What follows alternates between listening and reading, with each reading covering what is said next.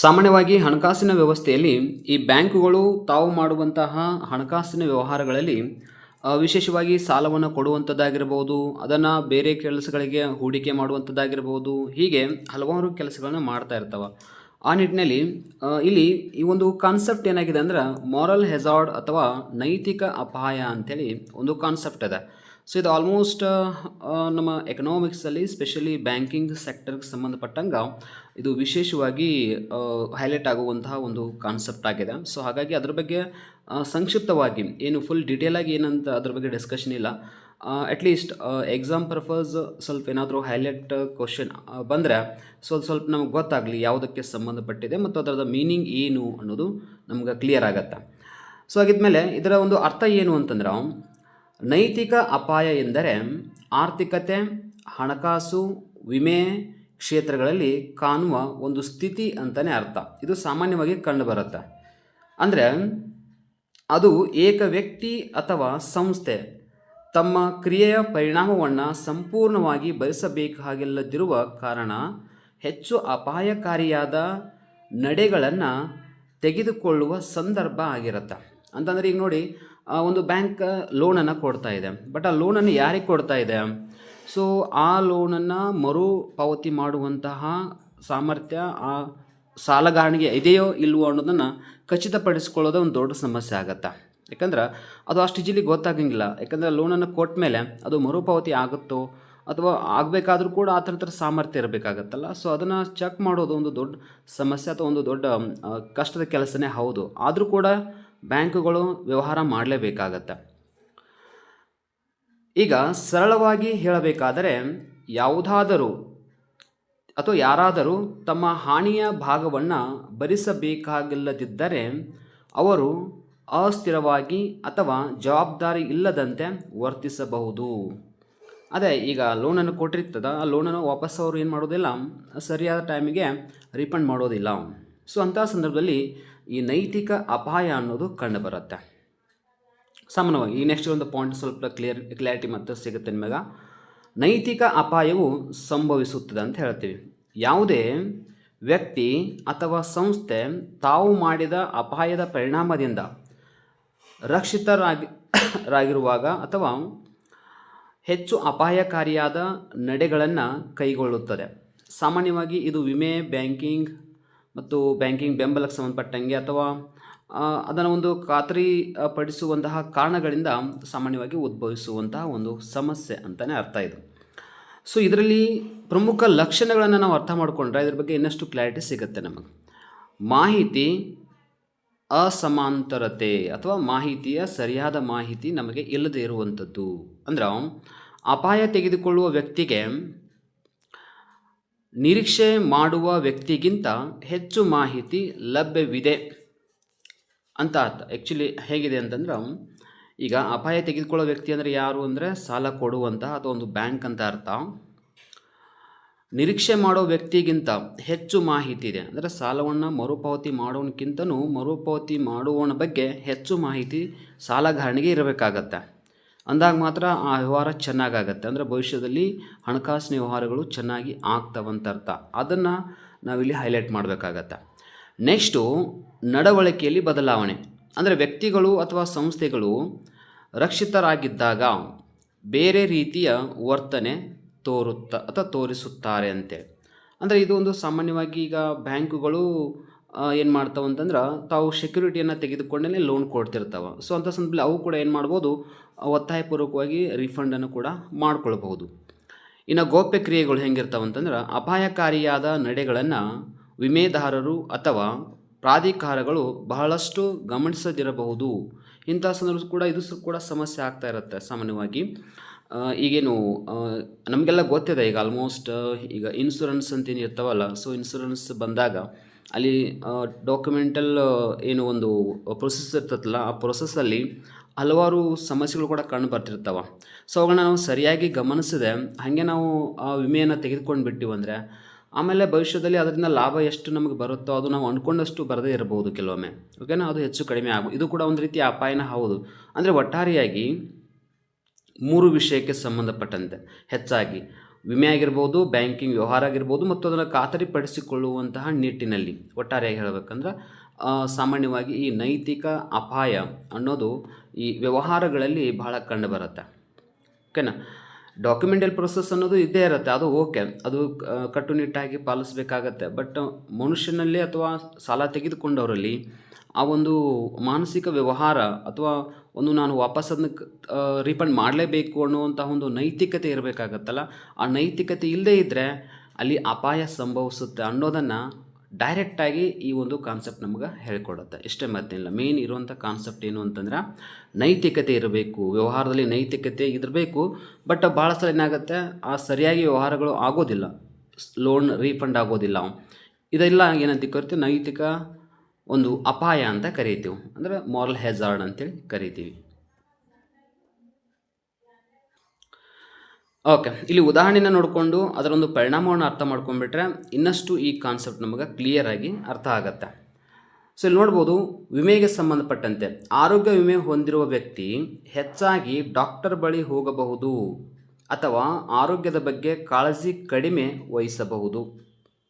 ಹೀಗೆ ಪೂರ್ಣ ವಿಮೆ ಹೊಂದಿರುವ ಕಾರು ಮಾಲೀಕರು ಎಚ್ಚರಿಕೆ ಇಲ್ಲದೆ ಕಾರು ಬಳಸಬಹುದು, ಅಥವಾ ಚಲಿಸಬಹುದು. ಸೊ ನೀವು ಹೇಗಿದೆ, ಈಗ ಆ್ಯಕ್ಚುಲಿ ಈಗ ಫಾರ್ ಎಕ್ಸಾಂಪಲ್ HDFC ಬ್ಯಾಂಕ್ ಅನ್ನೋದರಲ್ಲಿ ನಾವು ಒಂದು ವಿಮೆ ಮಾಡಿಸಿ ಅಂತ ಅಂದ್ಕೊಳ್ಳೋಣ.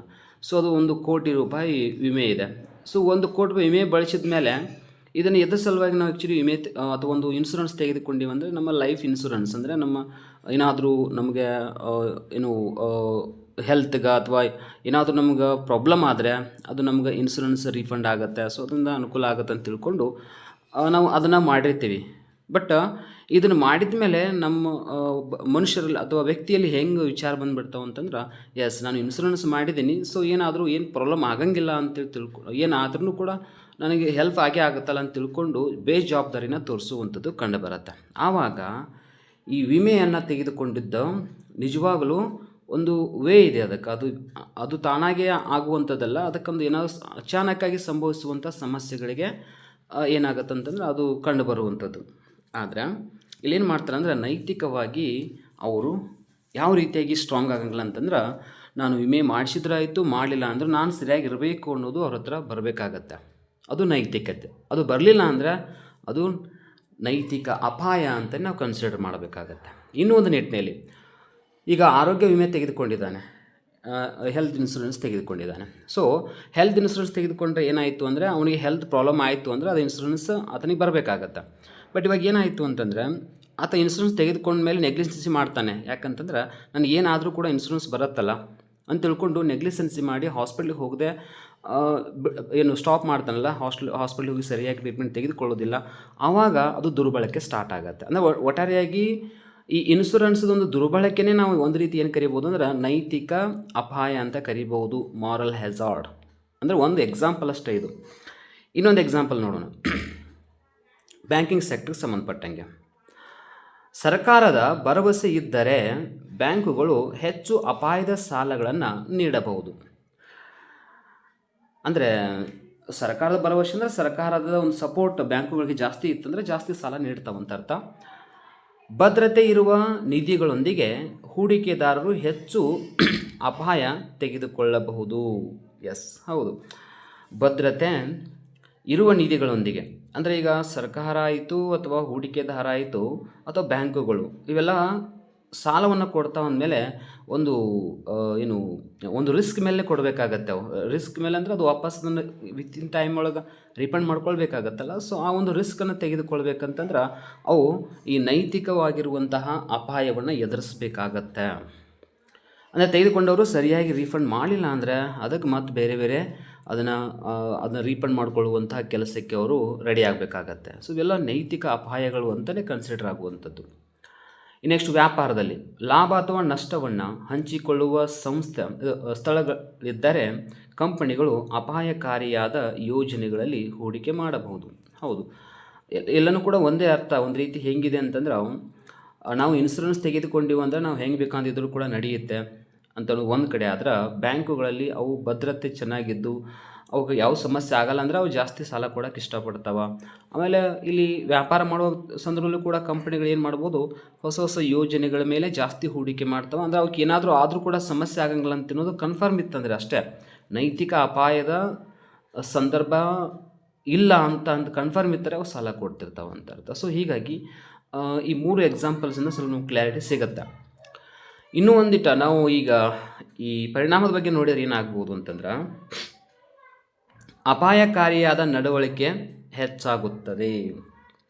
ಅಪಾಯಕಾರಿಯಾದ ನಡವಳಿಕೆ ಅಂತಂದ್ರೆ, ನಾವು ಹಿಂಗೆಲ್ಲ ಸಾಲ ಕೊಡೋದ್ರಿಂದ, ಜಾಸ್ತಿ ಹಿಂಗೆಲ್ಲ ವಿಮೆ ಕೊಡೋದ್ರಿಂದ ಜಾಸ್ತಿ no guarantee. Actually people will not response to particular work. So ಆ ಕೆಲಸಕ್ಕೆ ಅವರು ಸರಿಯಾಗಿ ರೆಸ್ಪಾನ್ಸ್ ಮಾಡದೇ ಇರ್ಬೋದು ಆ ಟೈಮ್ದೊಳಗೆ. ಇನ್ಶೂರೆನ್ಸ್ ತೆಗೆದುಕೊಂಡ ಮೇಲೆ ನೆಗ್ಲಿಸೆನ್ಸಿ ಮಾಡ್ತಾರೆ, ಲೋನ್ ತೆಗೆದುಕೊಂಡ ಮೇಲೆ ನೆಗ್ಲಿಸೆನ್ಸಿ ಮಾಡ್ತಾರೆ. ವ್ಯಾಪಾರ ಮಾಡುವಾಗ ಹೂಡಿಕೆ ಮಾಡಿದ ಮೇಲೆ ಹೂಡಿಕೆ ಮಾಡಿ ಅವ್ರು ಏನು ಬಳಕೆ ಮಾಡ್ಕೊಂಡಿರ್ತಾರೆ ಅವ್ರು ನೆಗ್ಲಿಷನ್ಸಿ ಮಾಡ್ತಾರೆ. ಸೊ ಹೀಗೆ ಒಂದು ಅಪಾಯ ಅನ್ನೋದು ಹೆಚ್ಚಾಗ್ತಾನೆ ಹೋಗುತ್ತೆ. ನೆಕ್ಸ್ಟು, ವಿಮೆದಾರರು, ತೆರಿಗೆದಾರರು ಅಥವಾ ಹಿತಾಸಕ್ತಿಗಳಿಗೆ ಆರ್ಥಿಕ ನಷ್ಟ ಸಂಭವಿಸಬಹುದು. ಹೌದು, ಇದು ಮಾರಲ್ ಹೆಜಾರ್ಡ್ ಒಳಗೆ ಹೇಳುವಂಥ ವಿಷಯ ಏನು ಅಂತಂದ್ರೆ, ಈ ರಿಸ್ಕ್ ಅನ್ನೋದೇನಿದೆ, ನೈತಿಕ ಅಪಾಯ ಅಂತ ಏನು ತೆಗೆದುಕೊಳ್ಳುವಂಥದ್ದಿದೆ, ಇದರಿಂದ ಏನು ಬೇಕಾದಾಗ್ಬೋದು, ನಷ್ಟವೂ ಆಗ್ಬೋದು. ಓಕೆನಾ. ಇನ್ನು ತರುವಾಯ ಏನಾಗ್ಬೋದು, ಮಾರುಕಟ್ಟೆಯಲ್ಲಿ ಅಸಮರ್ಪಕತೆಗಳು ಉಂಟಾಗಬಹುದು. ಹೌದು, ಸಾಮಾನ್ಯವಾಗಿ ಲೋನ್ ರಿಫಂಡ್ ಆಗಲಿಲ್ಲ ಅಂತಂದರೆ ಸೊ ಎಲ್ಲ ಹಲವಾರು ಸಮಸ್ಯೆಗಳು ಆಗ್ತವೆ. ಬಟ್ ಹೆಂಗೆ ಇದನ್ನು ನಿಭಾಯಿಸಬೇಕಿದ್ದನ್ನು, ನೈತಿಕ ಅಪಾಯವನ್ನು, ಮಾರಲ್ ಹೆಜಾರ್ಡನ್ನು ಹೇಗೆ ನಾವು ನಿರ್ವಹಿಸಬೇಕು ಅಂತಂದರೆ, ಅಥವಾ ಕಡಿಮೆ ಮಾಡ್ಬೋದು ಅಂತಂದರೆ, ಅಥವಾ ನೈತಿಕ ಅಪಾಯವನ್ನು ಕಡಿಮೆ ಮಾಡೋದು ಹೇಗೆ ಅಂತಂದ್ರೆ, ಕಡಿತ ಮೊತ್ತ ಅಂತೇಳಿ. ಅಂದರೆ ಹೇಗೆ, ವಿಮೆದಾರರು ಖರ್ಚಿನ ಭಾಗವನ್ನು ವಹಿಸಬೇಕು. ಓಕೆ, ಇದು ಭಾಳ ಇಂಪಾರ್ಟೆಂಟ್. ಅದು ಹೇಗೆ ಅಂತಂದ್ರೆ, ಈಗ ಇನ್ಶೂರೆನ್ಸ್ ತೆಗೆದುಕೊಂಡವರು ಭಾಳ ನೆಗ್ಲಿಸೆನ್ಸಿಯಾಗಿ ಹಾಸ್ಪಿಟ್ಲಿಗೆ ಸರಿಯಾಗಿ ಟ್ರೀಟ್ಮೆಂಟ್ ತೆಗೆದುಕೊಳ್ಳದೆ, ಅಥವಾ ತಮ್ಮ ಮನಸ್ಸು ಬಂದಂತೆ ವೆಹಿಕಲ್ಗಳನ್ನು ಹೊಡೆಯೋದು, ಹೀಗೆಲ್ಲ ಏನಾದರೂ ಅವ್ರಿಗೆ ಅನಾಹುತ ಆದರೆ ಅದು ಆ ಕಂಪನಿ, ಯಾವ ಕಂಪ್ನಿಯಿಂದ ಇನ್ಶೂರೆನ್ಸ್ ತೆಗೆದುಕೊಂಡಿರ್ತಾರೆ ಆ ಕಂಪ್ನಿಗೆ ಹೊರೆ ಆಗುತ್ತೆ. ಅದು ಆಗಬಾರ್ದು ಅಂತಂದ್ರೆ ಯಾರಿಗೆ ಭಯ ಇರಬೇಕು ಅಂತಂದ್ರೆ, ಇನ್ಶೂರೆನ್ಸ್ ತೆಗೆದುಕೊಂಡವರು ಕೂಡ ಭಯ ಇರಬೇಕು. ಹೇಗೆ, ಇನ್ಶೂರೆನ್ಸ್ ತೆಗೆದುಕೊಂಡವ್ರಿಗೆ ಸ್ವಲ್ಪ ಮಟ್ಟಿಗೆ ಖರ್ಚು ಅಂತ, ನೀವು ಅನಾವಶ್ಯಕವಾಗಿ ಬೇಜವಾಬ್ದಾರಿಯಿಂದ ಕೆಲಸ ಮಾಡಿದರೆ ನಿಮ್ಗೆ ಇಂತಿಷ್ಟು ವೆಚ್ಚ ಅಂತ ನಾವು ಕಡಿತ ಮಾಡ್ತೀವಿ ಅನ್ನೋದನ್ನು ಫಿಕ್ಸ್ ಹೇಳಿಬಿಡಬೇಕು. ಆವಾಗ ಅವರು ಭಯದಿಂದ ಏನು ಮಾಡ್ತಾರೆ, ಜವಾಬ್ದಾರಿಯುತೆಯಿಂದ ಆ ಕೆಲಸವನ್ನು ಅಥವಾ ತಮ್ಮ ಜೀವನ ವ್ಯವಹಾರಗಳನ್ನ ಮಾಡ್ಕೊತ ಹೋಗ್ತಾರೆ. ಅಂದರೆ ಹಾಸ್ಪಿಟ್ಲಿಗೆ ಹೋಗೋ, ಟ್ರೀಟ್ಮೆಂಟ್ ತೆಗೆದುಕೊಳ್ತಾರೆ, ಏನಾದ್ರು ಪ್ರಾಬ್ಲಮ್ ಆದರೆ ಟ್ರೀಟ್ಮೆಂಟ್ ಬೇಗನೆ ತೆಗೆದುಕೊಳ್ತಿರ್ತಾರೆ, ಅಥವಾ ವಾಹನಗಳನ್ನ ನಡೆಸುವಾಗ ಸರಿಯಾಗಿ ನಡೆಸ್ತಿರ್ತಾರೆ, ಅಥವಾ ಯಾವುದೋ ಒಂದು ಕೆಲಸದಲ್ಲಿ ಸಮಾಧಾನದಲ್ಲಿ ಕೆಲಸ ಮಾಡ್ತಿರ್ತಾರೆ. ಅಂದರೆ ತಮ್ಮ ಹೆಲ್ತನ್ನು ಅಥವಾ ತಮ್ಮ ಜೀವಕ್ಕೆ ಏನೂ ಆಗದೇ ಇರೋ ರೀತಿಯಲ್ಲಿ ಸ್ವಲ್ಪ ಮತ್ತಷ್ಟು ಕಾಳಜಿ ವಹಿಸ್ತಾರೆ ಆವಾಗ ವಿಮೆಗಳ ಮೇಲೆ ಆಗುವಂತಹ ಈ ಅಪಾಯ, ನೈತಿಕ ಅಪಾಯ ಕಡಿಮೆ ಆಗುತ್ತೆ. ಓಕೆನಾ. ನೈತಿಕ ಅಪಾಯ ಅಂದರೆ ಅವುಗಳಿಗೆ ನಷ್ಟ ಆಗಬಾರ್ದಲ್ಲ. ಸೊ ಅದನ್ನು ಈ ರೀತಿಯಾಗಿ ನಿಭಾಯಿಸ್ಬೋದು. ನೆಕ್ಸ್ಟು, ನಿರೀಕ್ಷಣಾ ಮತ್ತು ನಿಯಂತ್ರಣ ಮಾಡುವಂಥದ್ದು ಅಂತಂದ್ರೆ, ಬ್ಯಾಂಕುಗಳು ಮತ್ತು ಸಂಸ್ಥೆಗಳ ಮೇಲೆ ಮಾರ್ಗದರ್ಶನ ಕೊಡುವಂಥದ್ದು ಅವಶ್ಯಕತೆ ಇದೆ. ಯಾಕಂದರೆ ಬ್ಯಾಂಕುಗಳು ಏನಾಗಿರ್ತಾವೆ ಅಂತಂದ್ರೆ, ಸಾಮಾನ್ಯವಾಗಿ ಹಾಗೆ ಲೋನ್ ಕೊಡ್ತಾ ಇರ್ತಾವೆ, ಬಟ್ ಅದ್ರ ಮೇಲೆ ಮೇಲ್ವಿಚಾರಣೆ ಮಾಡಬೇಕಾದದ್ದು ಭಾಳ ಇಂಪಾರ್ಟೆಂಟ್. ಯಾರಿಗೆ ಕೊಡಬೇಕು, ಯಾರಿಗೆ ಕೊಡಬಾರ್ದು, ಸೊ ಎಲ್ಲ ಅಡ್ವಾನ್ಸ್ ಪ್ಲ್ಯಾನ್ ಮಾಡಿಕೊಂಡು ಮಾಡಿದರೆ ಅಲ್ಲಿ ನೈತಿಕ ಅಪಾಯ ಅನ್ನೋದು ಸ್ವಲ್ಪ ಕಡಿಮೆ ಆಗುತ್ತೆ. ಇನ್ನು ಪ್ರೋತ್ಸಾಹ ಸಮನ್ವಯ ಅಂದರೆ, ನಿರ್ಧಾರ ಕೈಗೊಳ್ಳುವವರು ಫಲಿತಾಂಶಕ್ಕೆ ಜವಾಬ್ದಾರಾಗಿರಬೇಕು. ಹೌದು, ನಿರ್ಧಾರ ಅಂದರೆ ಈಗ ಬ್ಯಾಂಕ್ ಲೋನ್ ಕೊಡ್ತಾ ಇದ್ದಾವೆ ಅಥವಾ ವ್ಯಾಪಾರ ಮಾಡ್ತಾಯಿದ್ದೀವಿ ಅಂತಂದಮೇಲೆ ನಾವು ಬರುವಂಥ ರಿಸಲ್ಟ್, ಅದು ಲಾಭರಾಗಲಿ ನಷ್ಟರಾಗಲಿ, ಅದಕ್ಕೆ ನಾವು ತಯಾರಿದ್ಕೊಂಡು ಆ ವ್ಯವಹಾರ ಮಾಡಬೇಕು. ಇಲ್ಲ ನಷ್ಟ ಆದರೆ ನಾವು ಇಲ್ಲ ನಡೆಯಂಗಿಲ್ಲ ಅಂತಂದ್ರೆ ಆಗಲ್ಲ. ನಷ್ಟ ಆದ್ರೂ ಕೂಡ ನಾವು ನಿಭಾಯಿಸುವಷ್ಟು ಕೆಪಾಸಿಟಿನ ಮಾತ್ರ ಇರಬೇಕು. ಅಂಥ ಬ್ಯಾಂಕ್ಗಳು, ವ್ಯಾಪಾರಸ್ಥರು, ವಿಮೆದಾರರು ಅವೆಲ್ಲ ವ್ಯವಹಾರಗಳನ್ನ ಮಾಡಬೇಕು. ಮಾಡಿದಾಗ ಆಟೋಮೆಟಿಕ್ ಜನರು ಸರಿಯಾಗಿ ರೆಸ್ಪಾನ್ಸ್ ಮಾಡದಿದ್ದರೂ ಅವುಗಳಿಗೆ ಏನೂ ಅಂಥ ದೊಡ್ಡ ಸಮಸ್ಯೆ ಆಗಂಗಿಲ್ಲ. ಅಂದ್ರೆ ನೈತಿಕ ಅಪಾಯ ಅನ್ನೋದು ಬರೋದಿಲ್ಲ ಅವಕ್ಕೆ. ಸೊ ಇಂಥವುಗಳನ್ನು ವಿಶೇಷವಾಗಿ ಕಾನ್ಸೆಪ್ಟ್ ಭಾಳ ಸ್ಪೆಷಲ್ ಇದೆ. ಸ್ವಲ್ಪ ಸೈಕಲಾಜಿಕಲಿ ಇದನ್ನು ನಾವು ಅಪ್ಲೈಡ್ ಮಾಡಿನೇ ಅರ್ಥ ಮಾಡಿಕೊಂಡ್ರೆ ಇನ್ನಷ್ಟು ಬೆಟರ್ ಆಗತ್ತೆ.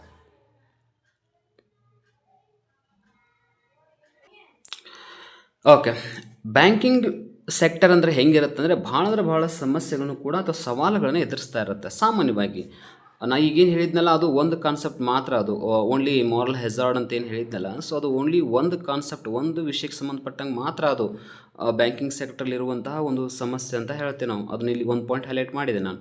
ಉಳಿದು ಇನ್ನೂ ಕೂಡ ಅದಾವೆ ಭಾಳ, ಅವುಗಳನ್ನ ಸ್ವಲ್ಪ ವಿಶೇಷವಾಗಿ ಇಲ್ಲಿ ನೋಡುವಂಥದ್ದು.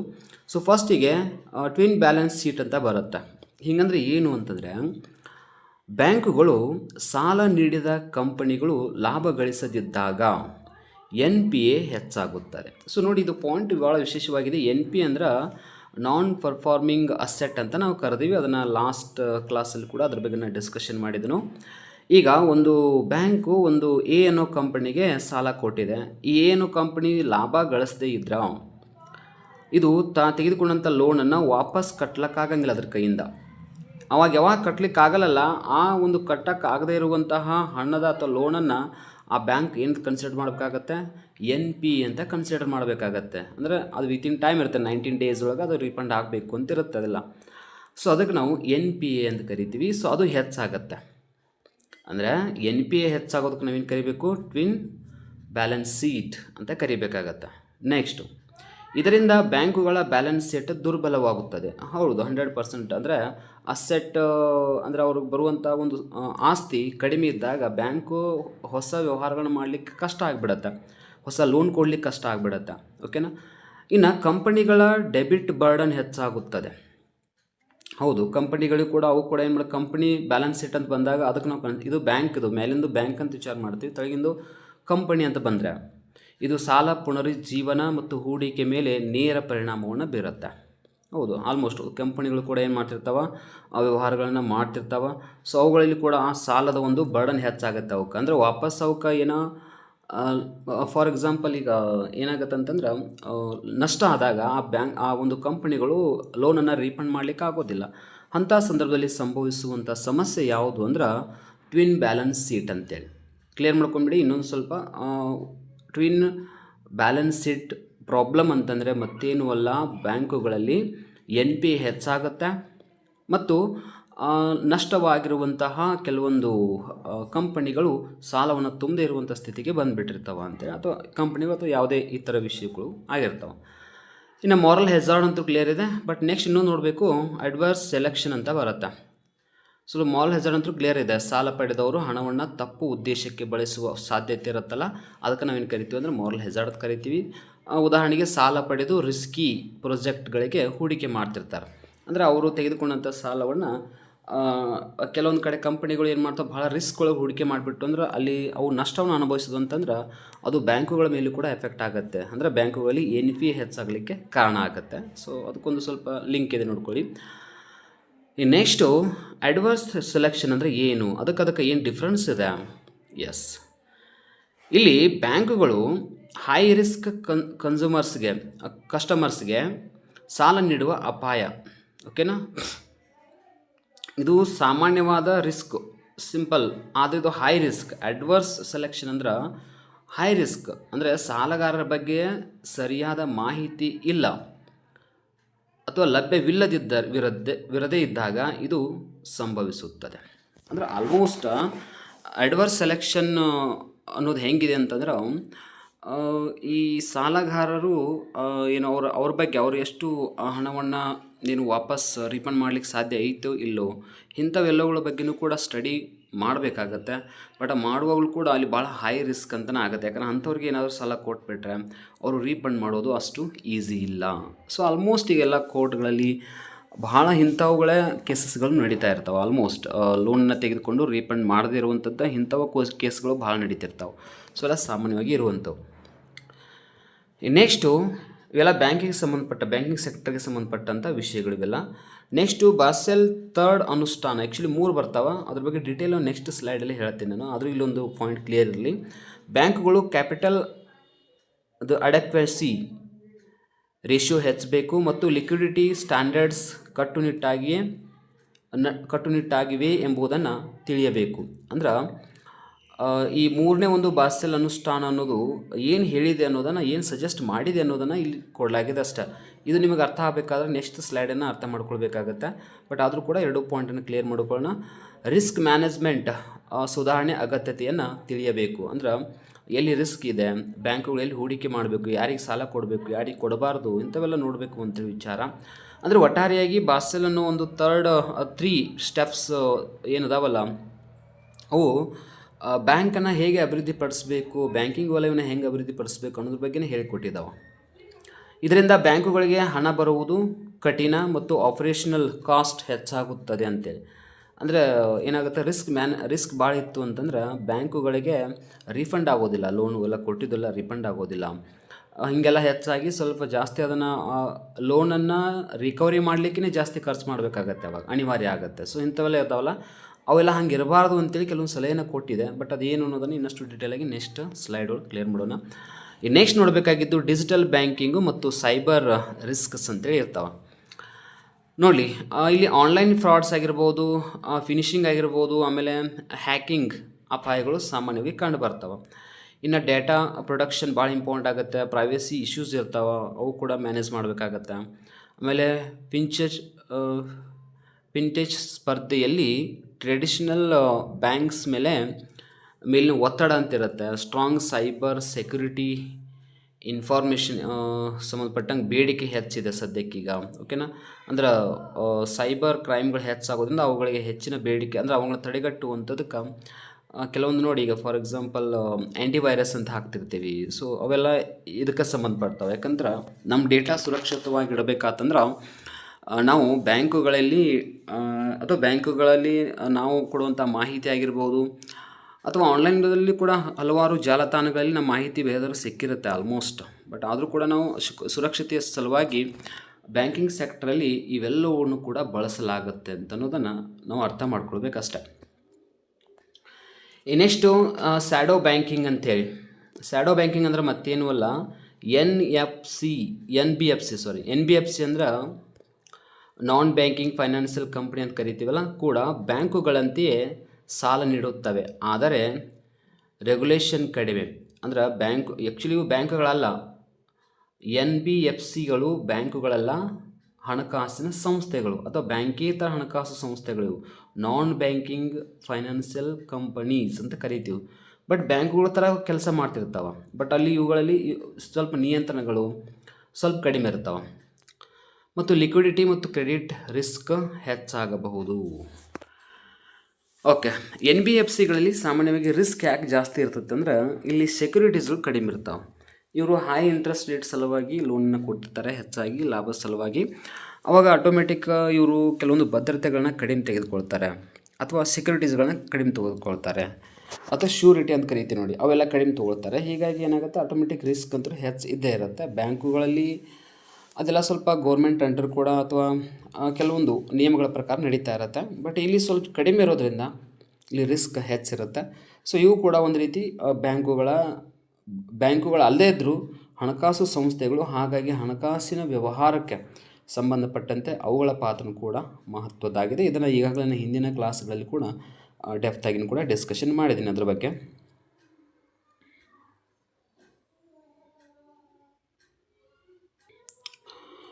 ನಾವು ಹೆಚ್ಚಾಗಿ ಎಕ್ಸಾಮ್ ಸಲುವಾಗಿನೇ ಫೋಕಸ್ ಮಾಡ್ತಾ ಇರೋದ್ರಿಂದ ನಾವು ಸ್ವಲ್ಪ ಯಾವುದೇ ಸಬ್ಜೆಕ್ಟ್ ಆಗಿರಲಿ ಅಲ್ಲಿ ಲಾಸ್ಟಿಗೆ ಅಂತ ಬಂದಾಗ ಸ್ವಲ್ಪ ಇಂಪಾರ್ಟೆಂಟ್ ಎಕ್ಸಾಮ್ ಪರ್ಪಸ್ ನೋಡ್ತಾ ಇದ್ದೀವಿ. ಹಾಗಾಗಿ ಏನು ನಾನು ಡಿಸ್ಕಷನ್ ಮಾಡ್ತಾ ಇದ್ನಲ್ಲ ಈ ಒಂದು ಕ್ಲಾಸಲ್ಲಿ, ಒಟ್ಟಾರೆಯಾಗಿ ಇವೆಲ್ಲವೂ ಕೂಡ ಎಕ್ಸಾಮ್ದಲ್ಲಿ ಸ್ವಲ್ಪ ಭಾಳ ನಮ್ಗೆ ಕನ್ಫ್ಯೂಷನ್ ಆಗುವಂತಹ ಕಾನ್ಸೆಪ್ಟ್ಗಳಾಗಿದ್ದಾವೆ. ಹಾಗಾಗಿ ಅವುಗಳನ್ನ ಲಾಸ್ಟಿಗೆ ಸ್ವಲ್ಪ ಸಿಂಪಲಾಗಿ ಡಿಸ್ಕಷನ್ ಮಾಡ್ತಾ ಇರುವಂಥದ್ದು. ಅದೇ ರೀತಿ ಇಲ್ಲಿ ಕೂಡ ಈ ನಮಗೆ ಕನ್ಫ್ಯೂಷನ್ ಏನು ಅಂತಂದರೆ ರೆಪೋ, ರಿವರ್ಸ್ ರೆಪೋ ಇದ್ರ ಬಗ್ಗೆ ಆ್ಯಕ್ಚುಲಿ ಡಿಸ್ಕಷನ್ ಮಾಡಲಾಗಿದೆ. ಬಟ್ ಆದರೂ ಸ್ವಲ್ಪ ಕ್ಲಾರಿಫಿಕೇಷನ್ ಇರಲಿ ಅಂತ ತಿಳ್ಕೊಂಡು ಈ ಒಂದು ಸ್ಲೈಡನ್ನು ಭಾಳ ಜನಕ್ಕೆ ಅಥವಾ ಬಹಳ ವಿದ್ಯಾರ್ಥಿಗಳಿಗೆ ಏನಾಗಿರುತ್ತೆ ಅಂತಂದ್ರೆ ಬ್ಯಾಂಕ್ ರೇಟು ಮತ್ತು ಇಂಟ್ರೆಸ್ಟ್ ರೇಟು ಏನು ಡಿಫ್ರೆನ್ಸು ಅನ್ನೋದು ಕನ್ಫ್ಯೂಷನ್ ಇರುತ್ತೆ. ರಿವರ್ಸ್ ರೆಪೋ ರೇಟ್ ಅಂದರೆ ಏನು ಮತ್ತು ಓನ್ಲಿ ರೆಪೋ ರೇಟ್ ಅಂದರೆ ಏನು, ಸೊ ಇವೆಲ್ಲ ಭಾಳ ಕನ್ಫ್ಯೂಷನ್ ಇರುತ್ತೆ. ಆಮೇಲೆ MSF ಅಂತ ಕೂಡ ಬರುತ್ತೆ. ಸೊ ಇಂಥವುಗಳ ಬಗ್ಗೆ ಸ್ವಲ್ಪ ಶಾರ್ಟಾಗಿ ಗೊತ್ತಿರಬೇಕಾಗತ್ತೆ, ಯಾಕಂದರೆ ಕ್ವಶನ್ಸ್ನ ಎಲ್ಲೋ ಒಂದು ಕಡೆ ಅವರು ಹೈಲೈಟ್ ಮಾಡುವಂಥ ಚಾನ್ಸಸ್ ಇರುತ್ತೆ. ಸೊ ಹಾಗಾದ್ರೆ ರೆಪೋ ರೇಟ್ ಅಂದರೆ ಏನು?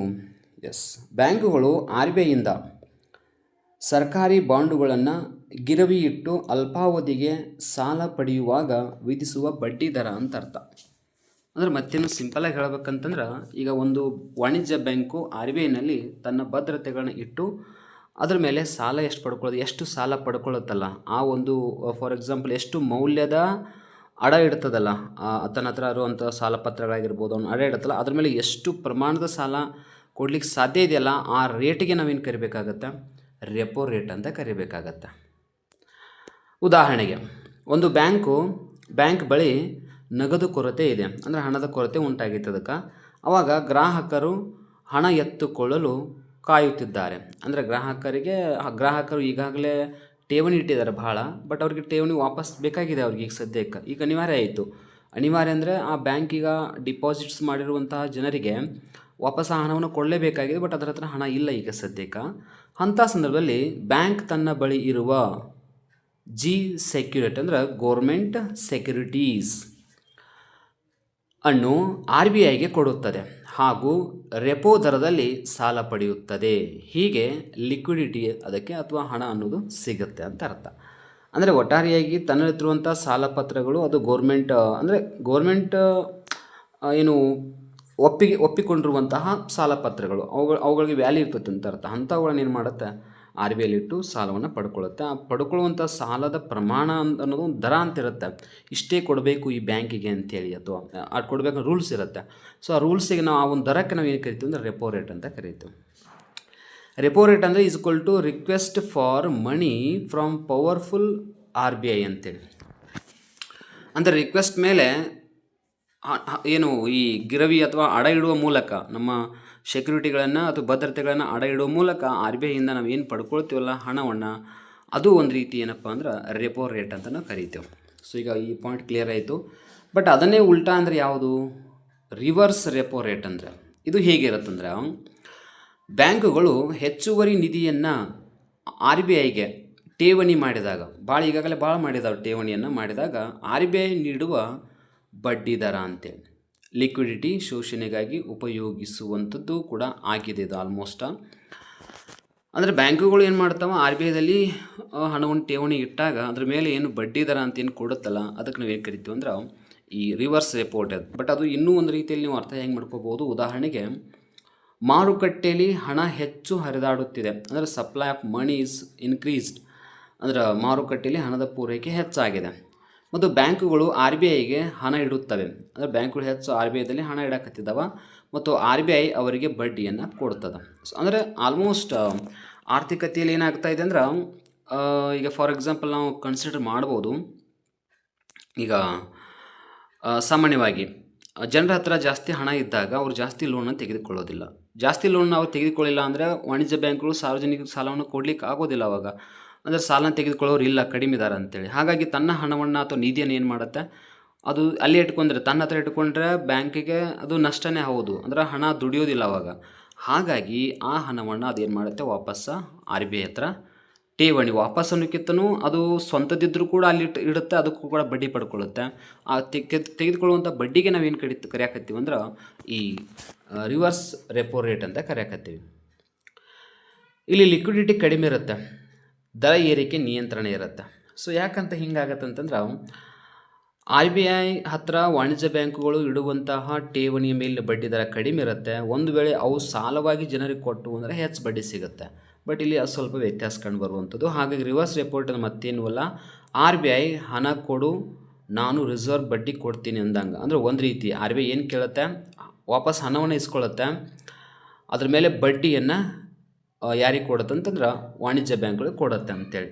ಇದನ್ನು ಸಾಮಾನ್ಯವಾಗಿ ಹಣದುಬ್ಬರದ ಸಂದರ್ಭದಲ್ಲಿ ಬಳಸಲಾಗತ್ತೆ. ಸ್ಪೆಷಲಾಗಿ ಹೇಳಬೇಕಂತಂದ್ರೆ, reverse repo rate is used when that inflation is happened in an economy.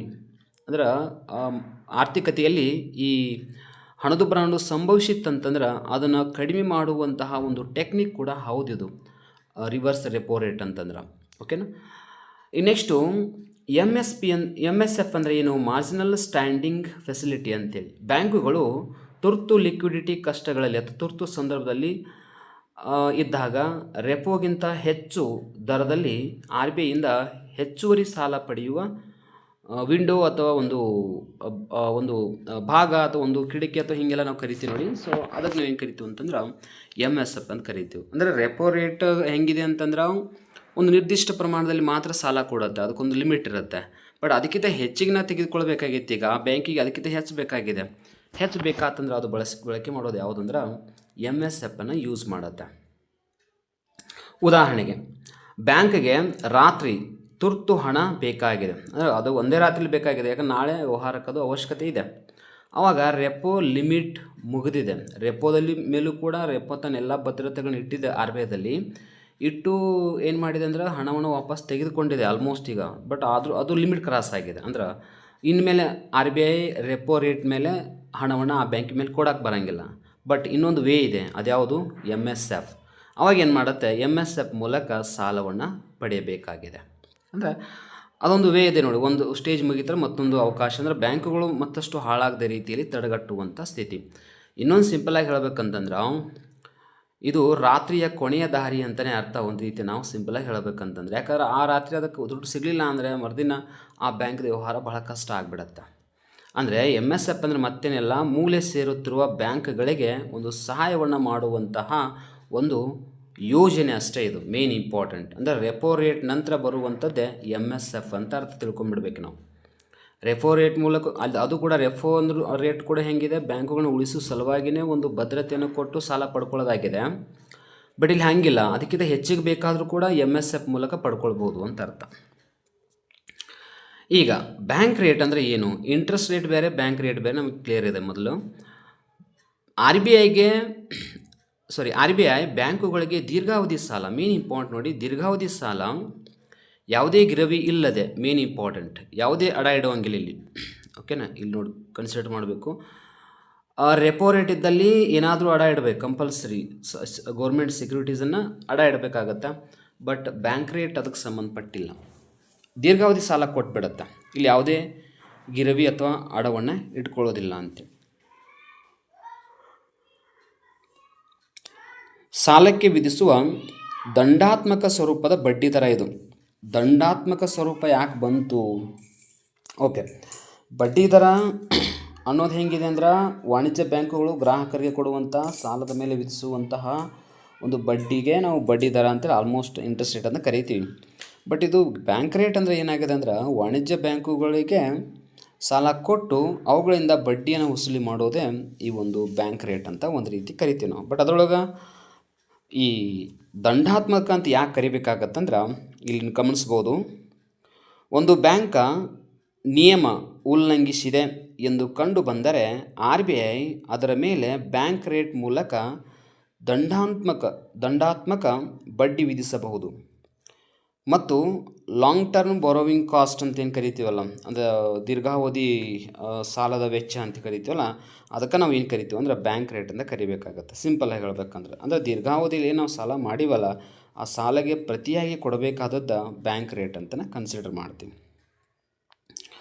Bank rate equal to ಏನು ಕರಿಬೋದು, ರೆಪೋನ ಒಂದು ಸೀನಿಯರ್ ವರ್ಷನ್ ಅಥವಾ ದಂಡ, ಇದರ ದರ ಅಂತ ಹೇಳ್ತಾ. ಸೀನಿಯರ್ ಅಂದರೆ ರೆಪೋ ರೇಟ್ ನಂತರ ಬರುವಂಥದ್ದು ಇದು.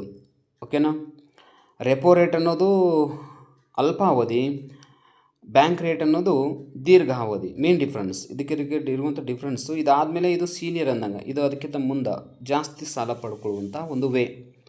ಸೊ ಹಾಗಾಗಿ ಇದಕ್ಕೆ ಇರುವಂಥ ಮೇನ್ ಡಿಫ್ರೆನ್ಸ್ ನಮ್ಗೆ ಕ್ಲಿಯರ್ ಇದೆ. ಅಂದರೆ 4 ಕಾನ್ಸೆಪ್ಟು ಏನು ಹೇಳ್ಕೊಡ್ತಾ ಇದ್ದಾವೆ ಅನ್ನೋದು ನಮ್ಗೆ ಗೊತ್ತಿರಬೇಕು. ಅಂದರೆ ಕ್ವಶನ್ಸನ್ನು ಭಾಳ ಟ್ವಿಸ್ಟ್ ಮಾಡಲಿಕ್ಕೆ ಅವಕಾಶ ಇರುವಂಥ ಕಾನ್ಸೆಪ್ಟ್ ಎಲ್ಲ ಇವು. ಓಕೆ, ನಾನು ಆಗಲೇ ಹೇಳಿದ್ನಲ್ಲ ಸ್ಟಾರ್ಟಿಂಗೇ ಏನು ಅಂತಂದ್ರೆ, ಈ ಬಾಸೆಲ್ ನಾರ್ಮ್ಸ್ ಅಂತೇಳಿ ಏನು ಬರ್ತದೆ, ಸೊ ಹಿಂಗಂದ್ರೆ ಏನು ಅನ್ನೋದು ಸ್ವಲ್ಪ ನಮಗೆ ಕ್ಲಿಯರ್ ಇರಲಿ. ಯಾಕಂದರೆ ಇದ್ರ ಬಗ್ಗೆ ಕ್ವಶನ್ಸ್ನ ವಿಶೇಷವಾಗಿ ಕೇಳ್ತಿರ್ತಾರೆ. ಸೊ ಇದ್ರ ಮೇಲೆ ಅರ್ಥ ಏನು ಅಂತಂದ್ರೆ, ಜಾಗತಿಕವಾಗಿ ಬ್ಯಾಂಕುಗಳ ಸಾಲ ಮತ್ತು ಬಡ್ಡಿ ನಿರ್ವಹಣೆಯನ್ನು ಸುಧಾರಿಸಲು ಮತ್ತು ಬ್ಯಾಂಕುಗಳಿಗೆ ಆರ್ಥಿಕ ಸ್ಥಿರತೆ ಕಾಪಾಡಲು ಜಾಗತಿಕ ಬ್ಯಾಂಕ್ ನಿಯಂತ್ರಣ ಸಂಸ್ಥೆ ಅಂತ ಕರಿತೀವಿ. ಅದಕ್ಕೆ ನಾವು ಬ್ಯಾಂಕ್ ಫಾರ್ ಇಂಟರ್ನ್ಯಾಷನಲ್ ಸೆಟಲ್ಮೆಂಟ್ಸ್ ಅಂತೇಳಿ ಕರಿತೀವಲ್ಲ, BIS ಅಂತೇಳಿ ಕರಿತೀವಿ. ಅದು ಈ ನಿಯಮಗಳನ್ನು ಜಾರಿಗೆ ತಂದಿದೆ. ಟೋಟಲ್ 3 ರೀತಿಯಾಗಿದೆ. ಅದು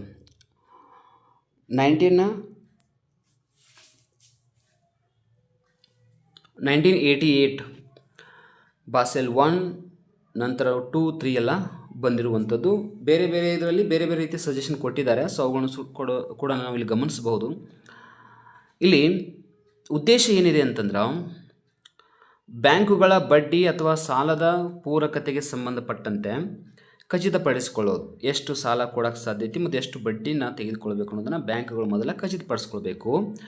ಆಮೇಲೆ ಲೋನ್ ಆಗಿರ್ಬೋದು ಅಥವಾ ಇನ್ವೆಸ್ಟ್ಮೆಂಟ್ ಆಗಿರ್ಬೋದು, ನಡುವಿನ ಅಪಾಯವನ್ನು ನಿಯಂತ್ರಿಸೋದು. ಅಂದರೆ ಒಂದು ಕಡೆ ಲೋನು ಮತ್ತು ಇನ್ವೆಸ್ಟ್ಮೆಂಟ್ ಮಾಡ್ತಿರ್ತೀವಲ್ಲ, ಸೊ ಅವುಗಳ ಅಪಾಯ ಭಾಳ ಇರುತ್ತೆ, ರಿಸ್ಕ್ ಅನ್ನೋದು ಜಾಸ್ತಿ ಇದ್ದೇ ಇರುತ್ತೆ. ಅದನ್ನು ಕಡಿಮೆ ಮಾಡುವಂಥ ನಿಟ್ಟಿನಲ್ಲಿ ಹೇಗೆ ವ್ಯವಹರಿಸಬೇಕು ಅನ್ನೋದ್ರ ಬಗ್ಗೆ. ಆಮೇಲೆ ಬ್ಯಾಂಕುಗಳು ನಷ್ಟಕ್ಕೆ ಬಿದ್ದಾಗ ಆರ್ಥಿಕ ವ್ಯವಸ್ಥೆ ಸ್ಥಿರವಾಗಿಡುವುದು ಹೇಗೆ, ಆಮೇಲೆ ಇನ್ನೂ ಒಂದು ಗುರಿ ಅಂತಂದರೆ ಉದ್ದೇಶ ಗುರಿ ಆಲ್ಮೋಸ್ಟ್ ನಾವು ನೋಡ್ಕೊಳ್ಬೋದು.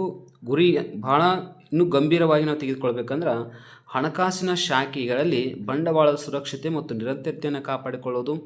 ಅದರೊಂದಿಗೆ ಈ ನಿಯಮಗಳು ಪ್ರಮುಖವಾಗಿ 3 ರೀತಿಯಾಗಿ ಅದಾವ ಅನ್ನೋದು ಕೂಡ ಕ್ಲಿಯರ್ ಇದೆ. ಓಕೆನಾ. ಉದ್ದೇಶಗಳು ಅಥವಾ ಗುರಿ ಅಂತ ಬಂದಾಗ ವಿಶೇಷವಾಗಿ ಬ್ಯಾಂಕಿಂಗ್ ಸೆಕ್ಟರಲ್ಲಿ ಹಣಕಾಸಿನ ವ್ಯವಹಾರಗಳನ್ನು ಸುರಕ್ಷಿತವಾಗಿ ಕಾಪಾಡಿಕೊಂಡು ಹೋಗೋದು ಮತ್ತು ಯಾವುದೇ ಬ್ಯಾಂಕು ಅಥವಾ ಸಂಸ್ಥೆಗೆ ತೊಂದರೆ ಆಗದ ರೀತಿಯಲ್ಲಿ ಅಥವಾ ಕೊಟ್ಟಿರುವಂಥ ಹಣ ಅಥವಾ ಲೋನು ವಾಪಸ್ ಬರೋ ಹಾಗೆ, ಬಟ್ ಇನ್ನೂ ಹಲವಾರು ವಿಷಯಗಳಿಗೆ ಸಂಬಂಧಪಟ್ಟಂಗೆ ಅದನ್ನು ವ್ಯವಹಾರವನ್ನು ಸರಿಯಾಗಿ ಮಾಡ್ಕೊಂಡು ಹೋಗಬೇಕು ಅನ್ನೋ ನಿಟ್ಟಿನಲ್ಲೇ ಈ ಬಾಸೆಲ್ ನಾರ್ಮ್ಸ್ ಅನ್ನೋ ಒಂದು ನಿಯಮಗಳನ್ನು ಜಾರಿಗೆ ತರಲಾಗಿದೆ. ಹಾಗಾದ್ರೆ ಫಸ್ಟ್ದು ಏನು ಹೇಳ್ಕೊಡುತ್ತೆ 1998 ಉದ್ದೇಶ ಏನಾಗಿತ್ತು ಅಂದರೆ ಬ್ಯಾಂಕುಗಳಿಗೆ ಬಂಡವಾಳ ಶಕ್ತಿಯನ್ನು ಹೆಚ್ಚು ಮಾಡೋದು. ಆಮೇಲೆ ಮೂಲ ತತ್ವ ಏನಾಗಿತ್ತು ಅಂದರೆ ಬ್ಯಾಂಕುಗಳು ಅಪಾಯ ಆಧಾರಿತ ಆಸ್ತಿಗಳಿಗೆ ಕನಿಷ್ಠ 8% ಬಂಡವಾಳವನ್ನು ಅವು ಹಾಕಿರಬೇಕಾಗಿರುತ್ತೆ. ನೆಕ್ಸ್ಟು ಇದಕ್ಕೆ ಸೀಮಿತವಾಗಿರುವಂಥದ್ದು ಪ್ರಾಬ್ಲಮ್ ಏನು ಅಂದ್ರೆ, ಇದು ಯಾಕೆ ಭಾಳ ಸೀಮಿತವಾಗಿದೆ ಅಂತಂದ್ರೆ ಮುಖ್ಯವಾಗಿ ಕ್ರೆಡಿಟ್ ಅಪಾಯ, ಕ್ರೆಡಿಟ್ ರಿಸ್ಕ್ ಅಂತ ಕರಿತೀವಲ್ಲ, ಮಾತ್ರ ಗಮನಕ್ಕೆ ತೆಗೆದುಕೊಂಡಿದೆ. ಮತ್ತು ಮಾರುಕಟ್ಟೆ ಅಪಾಯದ ಬಗ್ಗೆ ಅಥವಾ ಕಾರ್ಯಚಟುವಟಿಕೆಗಳ ಅಪಾಯ ಬಗ್ಗೆ ಯಾವುದೇ ಒಂದು ವಿಚಾರ ಅಥವಾ ಆಪರೇಷನಲ್ ರಿಸ್ಕ್ ಬಗ್ಗೆ ಅದು ಹೆಚ್ಚು ಗಮನವನ್ನು ಹರಿಸಿಲ್ಲ ಅಥವಾ ಕೊಂಡಿಲ್ಲ ಅಂತೇಳಿ ಬರೆದು ನೋಡಿ. ಹರಿಸಿಲ್ಲ, ಅದ್ರ ಬಗ್ಗೆ ಅದು ಜಾಸ್ತಿ ಕಾಳಜಿ ವಹಿಸಿಲ್ಲ ಅಂತೇಳಿ. ಓನ್ಲಿ ಅದು ಜಾಸ್ತಿ ಇಂಪಾರ್ಟೆನ್ಸ್ ಕೊಟ್ಟಿದ್ದಕ್ಕಂತಂದ್ರೆ ಕ್ರೆಡಿಟ್ ಅಪಾಯ ಅಂದ್ರೆ ಈಗ ಕ್ರೆಡಿಟ್ ರಿಸ್ಕ್ ಅಂತಿರುತ್ತೆ ನೋಡಿ, ಅದ್ರ ಬಗ್ಗೆ ಮಾತ್ರ ಹೆಚ್ಚಾಗಿದು ಈ ಒಂದು ಬಾಸೆಲ್ 1ರಲ್ಲಿ ಡಿಸ್ಕಷನ್ ಮಾಡಿರುವಂಥದ್ದು. ಉದಾಹರಣೆಗೆ ನೋಡಿ, 100 ಕೋಟಿ ರಿಸ್ಕ್ ವೇಟೆಡ್ ಆಸ್ತಿ ಇದ್ದರೆ ಬ್ಯಾಂಕ್ ಕನಿಷ್ಠ 8 ಕೋಟಿ ಬಂಡವಾಳ ಇರಿಸಬೇಕು ಅಂತೇಳಿ. ಓಕೆನಾ. ಸೊ ಅಂದರೆ ತನ್ನ ಹತ್ರ ಒಂದು 8 ಕೋಟಿ ಹಣವನ್ನು ಇಟ್ಕೊಂಡೇ ಏನು ಮಾಡಬೇಕಂದ್ರೆ ಈ ರಿಸ್ಕ್ ಉಳಿದದ್ದನ್ನು ಸಾಲವಾಗಿ ಕೊಡಬೇಕು ಅನ್ನುವಂಥ ಒಂದು ನಿಟ್ಟಿನಲ್ಲಿ ಈ ರೀತಿಯಾಗಿ ಸಲಹೆಯನ್ನು ಈ ಒಂದು ಬಾಸೆಲ್ 1ದಲ್ಲಿ ಕೊಡಲಾಗಿದೆ. ಇನ್ನೂ ಭಾಳ ಇದೆ ಇನ್ಫಾರ್ಮೇಷನ್, ಬಟ್ ನಮಗೆ ಶಾರ್ಟಾಗಿ ಹಾಗಂದ್ರೆ ಏನು ಅನ್ನೋದು ಮಾತ್ರ ಗೊತ್ತಿಲ್ಲ ಅಂತ ತಿಳ್ಕೊಂಡು ಈ ಒಂದು ಸ್ಲೈಡಲ್ಲಿ ಈ ಒಂದು ಪಾಯಿಂಟನ್ನು ಹೈಲೈಟ್ ಮಾಡಲಾಗಿದೆ. ಅಂದರೆ ಇಲ್ಲಿ 8% ಅಂತ ಹೇಳಿದೆ ಅಂದರೆ 8% ಅಷ್ಟೇ ಇಟ್ಕೊಳ್ಳೋದು ಅಂತ ಅರ್ಥ. ಬಟ್ ಕೆಲವೊಮ್ಮೆ ಇದು ಹೆಚ್ಚು ಭಾಳ ಹೈ ರಿಸ್ಕಿ ಆಗ್ತದೆ ಅಂತ ತಿಳ್ಕೊಂಡು ಕೆಲವರು ಅದಕ್ಕೆ ನೆಗೆಟಿವ್ ಅಂದರೆ ಕ್ರಿಟಿಸಿಸಮ್ ಮಾಡ್ತಾರೆ, ಅದು ಓಕೆ. ಬಟ್ ನೆಕ್ಸ್ಟ್ 2ರಲ್ಲಿ ಏನು ಹೇಳಿದ್ದಾರೆ ಅದನ್ನು ನೋಡೋಣ. ಇದು ಫಸ್ಟಲ್ಲಿ ಈ ರೀತಿಯಾಗಿ ಹೇಳಿದ್ದಾರೆ, ಬಟ್ 2ರಲ್ಲಿ ಹೆಂಗೆ ಹೇಳಿದ್ದಾರೆ ಅದನ್ನು ನೋಡೋಣ ನೆಕ್ಸ್ಟ್ ಈಗ. ಓಕೆ, ಈ ಬಾಸೆಲ್ 2ದಲ್ಲಿ ಬಂದಿರುವಂಥದ್ದು 2004ರಲ್ಲಿ ಬಂದಿದ್ದು ಬಾಸೆಲ್ 2 ಅಂಥೇಳಿ. ಇದು ಇದ್ರ ಬಗ್ಗೆ ಇದೆ ಅಂದರೆ ಇದ್ರ ಉದ್ದೇಶನೂ ಹೇಗಿದೆ ಅನ್ನೋದನ್ನು ಮೊದಲು ನೋಡ್ಕೊಂಡು ಬಿಡಬೇಕು. ಆಮೇಲೆ ನೆಕ್ಸ್ಟು ಉದ್ದೇಶ ಕೊರತೆಯನ್ನು ತಿದ್ದಿ ಅಪಾಯ ನಿರ್ವಹಣೆ ಹೆಚ್ಚು ನಿಖರವಾಗಿ ಮಾಡುವುದು. ಅಂದರೆ ಆ್ಯಕ್ಚುಲಿ ಬಾಸೆಲ್ 1ರಲ್ಲಿ ಏನಾಗಿತ್ತು, ಕೇವಲ 8% ಮಾತ್ರ ಬಂಡವಾಳ ಇಟ್ಕೊಂಡು ಉಳಿಕಿದೆಲ್ಲ ಸಾಲ ಕೊಡಬೇಕು ಅನ್ನೋ ಒಂದು ನಿಟ್ಟಿನಲ್ಲಿ ಅಥವಾ ಇನ್ವೆಸ್ಟ್ಮೆಂಟ್ ಮಾಡಬೇಕು ಅನ್ನೋ ನಿಟ್ಟಿನಲ್ಲಿ ಅದು ಸಲಹೆಯನ್ನು ಕೊಟ್ಟಿತ್ತು. ಬಟ್ ಈಗೇನು ಹೇಳುತ್ತದೆ 2ನೇದಂತಂದರೆ ಮಿನಿಮಮ್ ಕ್ಯಾಪಿಟಲ್ ರಿಕ್ವೈರ್ಮೆಂಟ್ಸ್ ಬಗ್ಗೆ ಹೇಳುತ್ತೆ. ಅಂದರೆ ಕ್ರೆಡಿಟ್ ಮಾರುಕಟ್ಟೆ ಕಾರ್ಯಾಚರಣೆಗಳು ಅಥವಾ ಕಾರ್ಯಾಚರಣೆಗೆ ಅಪಾಯಕ್ಕೆ ಬಂಡವಾಳವನ್ನು ಹೆಚ್ಚು ನಾವು ತೆಗೆದಿಟ್ಟುಕೊಳ್ಬೇಕು ಅನ್ನೋದ್ರ ಬಗ್ಗೆ ಹೇಳುತ್ತೆ. ಇನ್ನು ಸೂಪರ್ವೈಸರ್ ಬಗ್ಗೆ ರಿವ್ಯೂ ಪ್ರೋಸೆಸ್ ಬಗ್ಗೆ ಏನು ಹೇಳುತ್ತೆ ಅಂದರೆ ಕೇಂದ್ರ ಬ್ಯಾಂಕ್ RBI ನಡೆಸುತ್ತಿರುವ ಪರಿಶೀಲನೆಯನ್ನು ಇನ್ನಷ್ಟು ಹೆಚ್ಚು ಮಾಡಬೇಕು ಅನ್ನೋದನ್ನು ಹೇಳಿಕೊಡುತ್ತೆ. ಆಮೇಲೆ ಮಾರ್ಕೆಟ್ ಡಿಸಿಪ್ಲಿನ್ ಬಗ್ಗೆ ಹೆಂಗೆ ಹೇಳುತ್ತೆ ಅಂದರೆ ಸಾರ್ವಜನಿಕರಿಗೆ ಬ್ಯಾಂಕ್ನ ಸ್ಥಿತಿ ಅಪಾಯ ಕುರಿತು ಪಾರದರ್ಶಕ ಮಾಹಿತಿಯನ್ನು ಕೂಡ ಕೊಡಬೇಕಾಗತ್ತೆ. ಆ್ಯಕ್ಚುಲಿ ನಾವು ಹಾಗೆ ಬ್ಯಾಂಕಿನ ಸ್ಥಿತಿಗತಿಗಳು ಗ್ರಾಹಕರಿಗೆ ಗೊತ್ತಿಲ್ಲದಂಗೆ ಏನು ಮಾಡ್ತಾಯಿರ್ತೀವಿ, ಹಾಗೆ ಸಾಲ ಕೊಡೋದನ್ನು ಮಾಡ್ತಿರ್ತೀವಿ, ಇನ್ವೆಸ್ಟ್ಮೆಂಟ್ ಮಾಡಿಸ್ತಿರ್ತೀವಿ. ಬಟ್ ವ್ಯವಹಾರ ಅದಕ್ಕೆ ಅವ್ರಿಗೆ ಗೊತ್ತಿತ್ತಂದರೆ ಅವರು ಕೂಡ ವಿತಿನ್ ಟೈಮಲ್ಲಿ ಲೋನನ್ನೆಲ್ಲ ರೀಫಂಡ್ ಮಾಡುವಂಥ ಸಾಧ್ಯತೆಗಳು ಹೆಚ್ಚಿರ್ತವೆ. ಹೀಗಾಗಿ ಕೆಲವೊಂದು ವಿಷಯಗಳ ಬಗ್ಗೆ ಸ್ವಲ್ಪ ವಿವರವಾಗಿ ಮಾಹಿತಿ ಇರಬೇಕಾಗತ್ತೆ. ಇನ್ನು ಸುಧಾರಣೆ ಅಂತ ಬಂದಾಗ ಮಾರುಕಟ್ಟೆ ಅಪಾಯ ಮತ್ತು ಕಾರ್ಯಚಟುವಟಿಕೆ ಅಪಾಯಗಳಿಗೂ ಬಂಡವಾಳ ನೀಡಲು ಸೂಚನೆ. ಅಂದರೆ ಎರಡಕ್ಕೂ ಕೂಡ ಬಂಡವಾಳನ ಸ್ವಲ್ಪ ಮಟ್ಟಿಗೆ ಇಟ್ಕೊಳ್ಬೇಕು ಅಂಥೇಳಿ. ಇನ್ನು ಉದಾಹರಣೆಗೆ ಒಂದು ಬ್ಯಾಂಕುಗಳು ಕಸ್ಟಮರ್ ಸಾಲ ಅಂದರೆ ಕನ್ಸ್ಯೂಮರ್ ಲೋನ್ ಅಂತೇನು ಕರಿತೀವಲ್ಲ, ಸೊ ಆ ಒಂದು ಲೋನು ಮತ್ತು ಡೆರಿವೇಟಿವ್ ಅಂತ ಬರುತ್ತೆ, ಆಮೇಲೆ ಬಡ್ಡಿ ಬದಲಾವಣೆ ಅಂತ ಬರುತ್ತೆ, ಅಪಾಯಗಳು ಅಳತೆ ಮಾಡಿ ಬಂಡವಾಳ ನಿರ್ವಹಣೆ ಮಾಡಬೇಕು. ಅಂದರೆ ಒಟ್ಟಾರೆಯಾಗಿ ಕಸ್ಟಮರ್ಸ್ ಜೊತೆ ಒಳ್ಳೆಯ ಒಂದು ವ್ಯವಹಾರವನ್ನು ಹೊಂದಿ ಮತ್ತಷ್ಟು ಬ್ಯಾಂಕುಗಳಿಗೆ ತೊಂದರೆ ಆಗದ ರೀತಿಯಲ್ಲಿ ನಿರ್ವಹಿಸ್ಕೊಂಡು ಹೋಗಬೇಕು ಅನ್ನೋದನ್ನು ಈ 2ನೇ ಒಂದು ತತ್ವ ಅಥವಾ 2ನೇ ಒಂದು ಆ್ಯಕ್ಚುಲಿ ಇದು ಅಂದರೆ 2ರೊಳಗೆ 3 ರೀತಿಯಾಗಿ ಹೇಳಿದ್ದಾರೆ ಒಟ್ಟು ಟೋಟಲ್ ಆಗಿ. ಒಂದು ಮಿನಿಮಮ್ ಕ್ಯಾಪಿಟಲ್ ರಿಕ್ವೈರ್ಮೆಂಟ್ಸ್ ಬಗ್ಗೆ, ಆಮೇಲೆ ಸೂಪರ್ವೈಸರಿ ರಿವ್ಯೂ ಪ್ರೋಸೆಸ್ ಬಗ್ಗೆ, ಆಮೇಲೆ ಮಾರ್ಕೆಟ್ ಡಿಸಿಪ್ಲಿನ್ ಬಗ್ಗೆ ಹೇಳಲಾಗಿದೆ.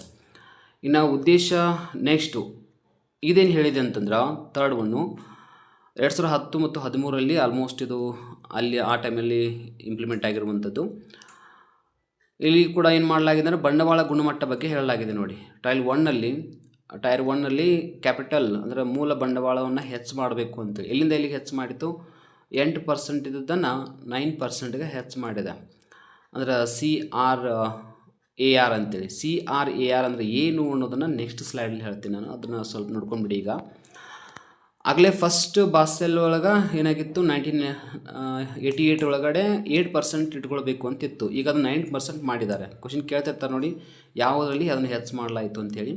ಇನ್ನು ಲಿಕ್ವಿಡಿಟಿ ಕವರೇಜ್ ರೇಷಿಯೋ ಅಂತೇಳಿ LCR ಅಂತ ಕರಿತೀವಿ. 30 ದಿನಗಳ ತುರ್ತು ನಗದು ಅಗತ್ಯತೆಗಳನ್ನ ಪೂರ್ತಿ ಮಾಡಬೇಕು ಅಂತಿದೆ.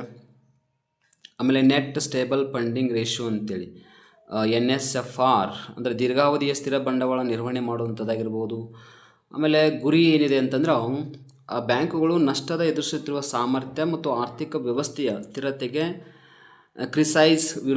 ವಿರೋಧಕ್ಕೆ ಅಂದರೆ ಕ್ರೈಸಿಸ್ ಅಂದರೆ ಎಲ್ಲ ಸಮಸ್ಯೆಗಳಂತೇಳಿ ಅವುಗಳನ್ನ ಹೇಗೆ ನಿರೋಧ ಅಂದರೆ ಅವುಗಳನ್ನ ಹೇಗೆ ನಿವಾರಿಸ್ಕೊಳ್ಬೇಕು. ನಿರೋಧಕ ಅಂತಂದ್ರೆ ಹೇಗೆ ಅವುಗಳನ್ನ ನಿವಾರಿಸ್ಕೊಳ್ಬೇಕು, ಅಥವಾ ಬ್ಯಾಂಕಿಂಗ್ ವಲಯಕ್ಕೆ ಸಂಬಂಧಪಟ್ಟಿರುವಂಥ ಏನಾದರೂ ನಷ್ಟಗಳು ಸಂಭವಿಸೋದು ಅಂತಂದ್ರೆ ಅವುಗಳನ್ನ ಹೇಗೆ ಪರಿಹರಿಸ್ಕೊಳ್ಬೇಕು ಅನ್ನೋದ್ರ ಬಗ್ಗೆ ಬಿಫೋರ್ ಪ್ಲ್ಯಾನ್ ಮಾಡುವಂಥದ್ದಾಗಿರ್ಬೋದು. ಸೊ ಒಟ್ಟಾರೆಯಾಗಿ ಉದಾಹರಣೆ ನಾವು ಗಮನಿಸಿದ್ರೆ ಇಲ್ಲಿ ಹೇಳ್ಬೋದು, ಕ್ರೆಡಿಟ್ ಮಾರುಕಟ್ಟೆ ಚಟುವಟಿಕೆಗೆ ಅಪಾಯಕ್ಕೆ ಹೆಚ್ಚು ಗುಣಮಟ್ಟದ ಬಂಡವಾಳ ಇರಿಸಬೇಕು ಅಂತೇಳಿ.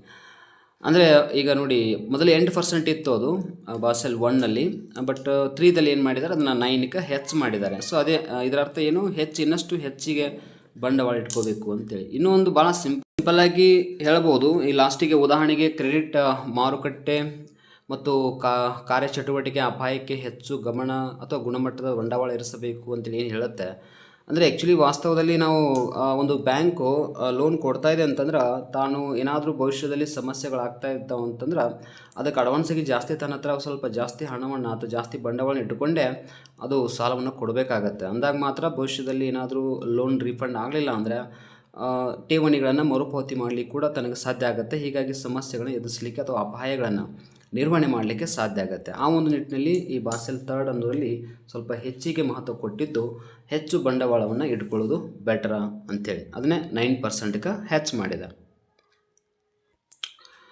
ಓಕೆ, ಎಕ್ಸಾಮ್ ಪರ್ಪಸ್ ಮತ್ತಷ್ಟು ಇಂಪಾರ್ಟೆಂಟ್ ಪಾಯಿಂಟ್ಸ್ಗಳನ್ನ ಸ್ವಲ್ಪ ನೋಡ್ತಾ ಇದ್ದೀವಿ. ಸೊ ಇಲ್ಲಿ ಮ್ಯೂಚುವಲ್ ಫಂಡ್ ಅಂಥೇಳಿ ಇದೆ, ಆಮೇಲೆ UPI ಅಂತಿರುತ್ತೆ. ಸೊ ಇವೆಲ್ಲ ಕೆಲವೊಂದು ಬರ್ತವೆ, ಬಟ್ ಇಲ್ಲಿ ಸ್ವಲ್ಪ ನೋಡ್ಕೋಣ. ಹಿಂಗಂದ್ರೆ ಏನು ಅನ್ನೋ ಪಾಯಿಂಟ್ಸ್ ಸ್ವಲ್ಪ ನಮ್ಗೆ ಅರ್ಥ ಆಗಿರಲಿ ಅಷ್ಟೇ. ಮ್ಯೂಚುವಲ್ ಫಂಡ್ ಅಂದರೆ ಏನು, ಓಕೆನಾ? ಹೂಡಿಕೆದಾರರಿಂದ ಹಣ ಸಂಗ್ರಹಿಸೋದು, ಸ್ಟಾಕ್, ಬಾಂಡ್ ಮತ್ತು ಬ್ಯಾಂಕ್ ಡಿಪಾಸಿಟ್ಗಳಲ್ಲಿ ಹೂಡಿಕೆ ಮಾಡುವ ಒಂದು ಪ್ರಕಾರವಾಗಿದೆ ಅಂತಲೇ ಅರ್ಥ. ಫಾರ್ ಎಕ್ಸಾಂಪಲ್, ಈಗ SBI ಇಕ್ವಿಟಿ ಫಂಡ್ ಅಂತ ಬರುತ್ತೆ, SBI ಏನು ಈ ಒಂದು ಇನ್ಕಮ್ ಫಂಡ್ ಅಂತ ಕೂಡ ಬರುತ್ತೆ. ಸೊ ಇವೆಲ್ಲವೂ ಕೂಡ ಆಲ್ಮೋಸ್ಟ್ ಇರ್ತಾವೆ. ಇವು ಅಷ್ಟೇ ಅಲ್ಲ, ಬೇರೆ ಬೇರೆ ಎಲ್ಲ ಬ್ಯಾಂಕ್ಗಳು ಆಲ್ಮೋಸ್ಟ್ ಮಾಡ್ತಿರ್ತಾವೆ ಮ್ಯೂಚುವಲ್ ಫಂಡ್ ಅಂತೇಳಿ. ಒಟ್ಟಾರೆಯಾಗಿ ಯಾರ ಹತ್ರ ಹಣ ಇರುತ್ತೋ ಅವ್ರು ಏನು ಮಾಡ್ಬೋದು, ಇಂತಹ ಬ್ಯಾಂಕುಗಳಲ್ಲಿ ಹಣವನ್ನು ಇನ್ವೆಸ್ಟ್ಮೆಂಟ್ ಮಾಡಿ ಅದ್ರ ಮೇಲೆ ಲಾಭ ಅಥವಾ ಇಂಟ್ರೆಸ್ಟ್ ರೇಟನ್ನು ಹೆಚ್ಚಿಗೆ ಗಳಿಸುವಂಥದ್ದು ಇರುತ್ತಲ್ಲ, ಅದಕ್ಕೆ ನಾವು ಮ್ಯೂಚುವಲ್ ಫಂಡ್ ಅಂತ ಕರಿತೀವಿ. ಆಲ್ಮೋಸ್ಟ್ ಇದೆಲ್ಲ ಆನ್ಲೈನ್ ಒಳಗಂತೂ ಆಲ್ಮೋಸ್ಟ್ ನಡೀತಿರುವಂಥದ್ದು. ನೆಕ್ಸ್ಟು NBFC ಕಂಪ್ನಿ ಅಂದರೆ ನಮಗೆಲ್ಲ ಗೊತ್ತಿದೆ, ನಾನ್ ಬ್ಯಾಂಕಿಂಗ್ ಫೈನಾನ್ಷಿಯಲ್ ಕಂಪ್ನಿ ಅಂತೇಳಿ. ಇವು ಬ್ಯಾಂಕ್ ಅಲ್ಲ, ನಮಗೆಲ್ಲ ಕನ್ಫರ್ಮ್ ಇದೆ, ಇವೆಲ್ಲ ಬ್ಯಾಂಕ್ ಅಲ್ಲ. ಆದರೆ ಸಾಲ, ಠೇವಣಿ, ಹೂಡಿಕೆ, ಲೀಸ್ ವ್ಯವಸ್ಥೆಗಳು ಅಥವಾ ಸೇವೆಗಳನ್ನು ಒದಗಿಸುವಂಥ ಸಂಸ್ಥೆಗಳಾಗಿವೆ. ಉದಾಹರಣೆಗೆ ಬಜಾಜ್ ಫೈನಾನ್ಸ್ ಅನ್ನೋದು NBFC ಕಂಪ್ನಿ ಅಂತ ಅರ್ಥ. ಆಮೇಲೆ ಶ್ರೀರಾಮ್ ಟ್ರಾನ್ಸ್ಪೋರ್ಟ್ ಫೈನಾನ್ಸ್ ಅಂತೇಳಿ ಹೇಳ್ಬೋದು. ಹಿಂಗೆ ಭಾಳ ಬರ್ತಾವೆ ಇನ್ನೂ ಕೂಡ. ಇವೆಲ್ಲವೂ ಏನಾಗಿದಾವೆ ಅಂತಂದ್ರೆ ಈ NBFCಗಳಾಗಿದ್ದಾವೆ. NBFCಗಳು ಬ್ಯಾಂಕ್ಗಳಲ್ಲ, ಆದರೆ ಬ್ಯಾಂಕ್ಗಳ ಥರ ಅವು ಕೂಡ ಏನು ಮಾಡ್ತಿರ್ತಾವೆ, ಆರ್ಥಿಕತೆಯಲ್ಲಿ ಹಣಕಾಸು ವ್ಯವಹಾರಗಳ ನಿರ್ವಹಣೆ ಮಾಡುವಲ್ಲಿ ಮಹತ್ವದ ಪಾತ್ರವನ್ನು ವಹಿಸ್ತಾ ಇದ್ದಾವೆ. ಇನ್ನು DFI ಅಂಥೇಳಿ ಅಂದರೆ ಡೆವಲಪ್ಮೆಂಟ್ ಫೈನಾನ್ಷಿಯಲ್ ಇನ್ಸ್ಟಿಟ್ಯೂಷನ್ಸ್ ಅಂತ ಬರ್ತಾವೆ. ಇವು ಹೆಂಗದಾವೆ ಅಂತಂದ್ರೆ ದೀರ್ಘಾವಧಿಯ ಸಾಲ ನೀಡುವ ಸಂಸ್ಥೆಗಳು ಹೌದು, ಮತ್ತು ಮುಖ್ಯವಾಗಿ ಉದ್ಯಮ ಅಭಿವೃದ್ಧಿಗಾಗಿ ಇರುವ ಸಂಸ್ಥೆಗಳು. ಮೇನ್ ಇಂಪಾರ್ಟೆಂಟ್ ಉತ್ಪಾದನಾ ಘಟಕಕ್ಕೆ ಸಂಬಂಧಪಟ್ಟಂಗೆ ಇರುವಂಥ ಬ್ಯಾಂಕ್ಗಳಿವು. ಉದಾಹರಣೆಗೆ SIDBI ಅಂತ ಕರಿತೀವಿ, ನಬಾರ್ಡ್ ಅಂತ ಕರಿತೀವಿ, ಎಕ್ಸಿಮ್ ಬ್ಯಾಂಕ್ ಅಂತ ಕರಿತೀವಿ. ಸೊ ಎಲ್ಲವೂ ಕೂಡ ಆಲ್ಮೋಸ್ಟ್ ಈ ಉತ್ಪಾದನಾ ಪ್ರಕ್ರಿಯೆಗಳಿಗೆ ಹೆಚ್ಚಿನ ಸಾಲ ಕೊಡೋದಾಗಿರ್ಬೋದು, ಸ್ಪೆಷಲಾಗಿ ದೀರ್ಘಾವಧಿ ಸಾಲ ಕೊಡೋದಾಗಿರ್ಬೋದು ಕೆಲಸಗಳನ್ನ ಮಾಡ್ತಾ ಇರ್ತಾವೆ. ಇನ್ನು ಹಣಕಾಸು ಒಳಗೆ ಫೈನಾನ್ಷಿಯಲ್ ಇನ್ಕ್ಲೂಷನ್ ಅಂತ ಬರುತ್ತೆ ಒಂದು ಕಾನ್ಸೆಪ್ಟ್. ಅದರೊಳಗೆ ಏನು ಬರುತ್ತೆ ಅಂದರೆ, ಒಂದು ಜಾಮ್ ಅಂತೇಳಿ ಕರಿತೀವಲ್ಲ, ಅಂದರೆ ಜನ್ಧನ್ ಆಧಾರ್ ಮೊಬೈಲ್ ಯೋಜನೆ ಅಂಥೇಳಿ. ಬ್ಯಾಂಕ್ ಖಾತೆ ಪ್ಲಸ್ ಆಧಾರ್ ಪ್ಲಸ್ ಮೊಬೈಲ್ ಸಂಪರ್ಕ ಇವು ಮೂರು ಕೂಡ ಏನು ಒಳಗೊಂಡಿರುತ್ತಲ್ಲ ಅದಕ್ಕೆ ನಾವು ಜಾಮ್ ಅಂತ ಕರೀತೇವೆ. ಓಕೆನಾ. ಜನ್ಧನ್ ಅಂದ್ರೆ ಜನ್ಧನ್ ಅಂತಂದ್ರೆ ಜನ್ಧನ್ ಯೋಜನೆ ಒಂದು ಖಾತೆ ಇದೆ. ಆ ಒಂದು ಖಾತೆಗೆ ಏನಾಗಿರುತ್ತೆ, ಆಧಾರ್ ಕಾರ್ಡು ಮತ್ತು ಮೊಬೈಲ್ ನಂಬರಲ್ಲಿ ಲಿಂಕ್ ಇರ್ತಾವೆ. ಸೊ ಆ ಲಿಂಕ್ ಇರೋದಕ್ಕೆ ನಾವೇನು ಕರಿತೀವಿ ಅಂದರೆ ಜಾಮ್ ಅಂತ ಕರಿತೀವಿ. ಉದ್ದೇಶ ಏನಾಗಿತ್ತು ಅಂದರೆ ಆರ್ಥಿಕ ಸೇವೆಯನ್ನು ಗ್ರಾಮೀಣ ಮತ್ತು ಅಲ್ಪ ವಸತಿಯರಿಗೆ ತಲುಪಿಸುವುದು ಮೇನ್ ಇಂಪಾರ್ಟೆಂಟ್ ಇದು. ಅದರೊಂದಿಗೆ ಉದಾಹರಣೆಗೆ ನಾವು ಡೈರೆಕ್ಟ್ ಬೆನಿಫಿಟ್ ಟ್ರಾನ್ಸ್ಫರ್ ಅಂತ ಕರಿತೀವಿ ನೋಡಿ, ಹಣ ನೇರವಾಗಿ ಬ್ಯಾಂಕ್ ಖಾತೆಗೆ ವರ್ಗಾವಣೆ ಆಗುವಂಥದ್ದು, DBT ಅಂತ ಕರಿತೀವಿ ಅನ್ನೋದಕ್ಕೆ. ಸೊ ಅದು ಅಂಥ ಒಂದು ವ್ಯವಸ್ಥೆ ಸಲುವಾಗಿಯೇ ಇದನ್ನು ಮಾಡಿರುವಂಥದ್ದು. ಇನ್ನು PMGDY ಅಂತ ಕರಿತೀವಿ, ಪ್ರಧಾನಮಂತ್ರಿ ಜನ್ಧನ್ ಯೋಜನಾ. ಉದ್ದೇಶ ಏನಾಗಿತ್ತು, ಬ್ಯಾಂಕ್ ಖಾತೆ ಹೊಂದಿದವರಿಗೆ ಖಾತೆ ತೆರೆದು ಆರ್ಥಿಕ ಸೇವೆಗೆ ಒಂದು ಪ್ರಾಪ್ತಿಕೆ ಅಥವಾ ಆರ್ಥಿಕ ಸೇವೆಯನ್ನು ಒದಗಿಸುವಂಥ ಉದ್ದೇಶ ಆಗಿತ್ತು. ಉದಾಹರಣೆಗೆ 500 ಕ್ರೆಡಿಟ್, ರೂಬಿ ಕಾರ್ಡ್ ಮತ್ತು ಏನು ಆಕ್ಸಿಡೆಂಟ್ ಇನ್ಶೂರೆನ್ಸ್ ಅಂತೆಲ್ಲ ಬರ್ತಾವೆ ನೋಡಿ, ಇವೆಲ್ಲವೂ ಸ್ವಲ್ಪ cover ಆಗ್ತಿರ್ತಾವಲ್ಲ.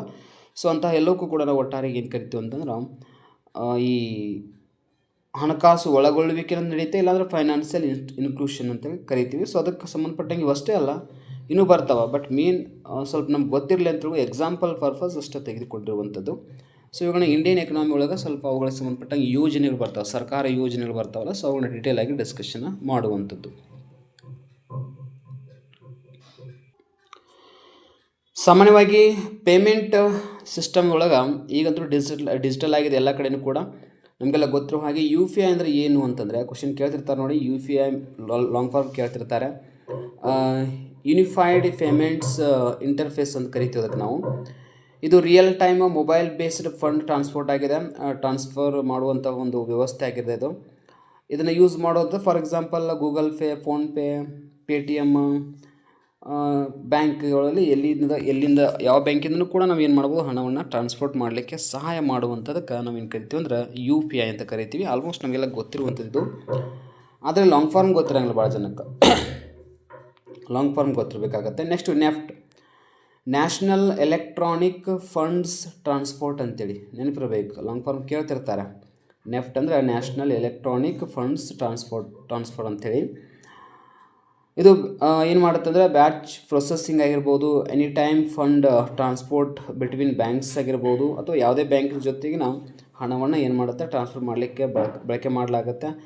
Salary credited versus NEFT ಅಂತ ಕೂಡ ನಾವು ಸ್ವಲ್ಪ ಅರ್ಥ ಮಾಡ್ಕೊಳ್ಬೋದು. ಯಾಕಂತಂದ್ರೆ ಆಲ್ಮೋಸ್ಟ್ ಈ ನೆಫ್ಟ್ ಅನ್ನೋದು ಹೆಂಗಿರುತ್ತೆ ಅಂತಂದರೆ ಒಂದು ಕಡೆಯಿಂದ ಒಂದು ಬ್ಯಾಂಕು ಡೈರೆಕ್ಟಾಗಿ ಇನ್ನೊಂದು ಅಕೌಂಟಿಗೆ ಹಣವನ್ನು ವರ್ಗಾವಣೆ ಮಾಡಲಿಕ್ಕೆ ಬಳಸುವಂಥದ್ದು. ನೆಫ್ಟ್ ಅಂತೇಳಿ ಕೂಡ ನಮ್ಗೆ ಆಲ್ಮೋಸ್ಟ್ ಗೊತ್ತಿರುತ್ತೆ. ಆಲ್ಮೋಸ್ಟ್ ನೆಫ್ಟ್ ಮಾಡಿ ಅಂತಂತಿರ್ತೀವಿ ನಾವು. ಬ್ಯಾಂಕನ್ನು ಟ್ರಾನ್ಸ್ಪೋರ್ಟ್ ಮಾಡೋದು ಬೇರೆ, ಏನು UPI ಮೂಲಕ ಮಾಡೋದು ಬೇರೆ. ನೆಫ್ಟ್ ಅಂದರೆ ಅದೊಂದು ವೇ ಬೇರೆ. ಇನ್ನು RTGS ಅಂತೇಳಿ ಭಾಳ ಹೆಸರು ಇದನ್ನು ಕೂಡ ಕೇಳಿರ್ತೀವಿ ನಾವು. ರಿಯಲ್ ಟೈಮ್ ಗ್ರಾಸ್ ಸೆಟಲ್ಮೆಂಟ್ ಅಂತೇಳಿ ಇರುತ್ತೆ. ಅದು ಅಂದರೆ ಲಾರ್ಜ್ ವ್ಯಾಲ್ಯೂ ಆಫ್ ಟ್ರಾನ್ಸಾಕ್ಷನ್ಸ್, ಅಂದರೆ ಹಣ ದೊಡ್ಡ ಮಟ್ಟದ ಇರಬೇಕು. ನೆಫ್ಟ್ ಕೂಡ ಹಾಗೆ ಇರುತ್ತೆ. ಆ್ಯಕ್ಚುಲಿ ಹಣ ಜಾಸ್ತಿ ಇತ್ತಂದರೆ ಅದನ್ನ ಬಳಕೆ ಮಾಡ್ತೀವಿ ನಾವು ನೆಫ್ಟನ್ನು. ಇಲ್ಲಾಂದರೆ ಆಲ್ಮೋಸ್ಟ್ ಎಲ್ಲ UPI ಇಂದನೇ ಜಾಸ್ತಿ ನಾವು ಹಣವನ್ನು ಟ್ರಾನ್ಸ್ಫರ್ ಮಾಡ್ಕೊಳ್ತಿರ್ತೀವಿ. ಅಂದರೆ ಪ್ರೊಸೆಸಿಂಗ್ ಇಮಿಡಿಯೇಟ್ಲಿ ಅಂದರೆ ನೋಡಿ, ಫಾರ್ ಎಕ್ಸಾಂಪಲ್ 10 ಲಕ್ಷಕ್ಕಿಂತ ಹೆಚ್ಚಿತ್ತಂದ್ರೆ ಕಾರ್ಪೊರೇಟ್ ಪೇಮೆಂಟ್ ಸೆಟಲ್ಮೆಂಟ್ ಅಂದರೆ 10 ಲಕ್ಷಕ್ಕಿಂತ ಹೆಚ್ಚಿತ್ತು ಅಂದರೆ ಆಲ್ಮೋಸ್ಟ್ ನಾವು RTGS ಮಾಡ್ತೀವಿ.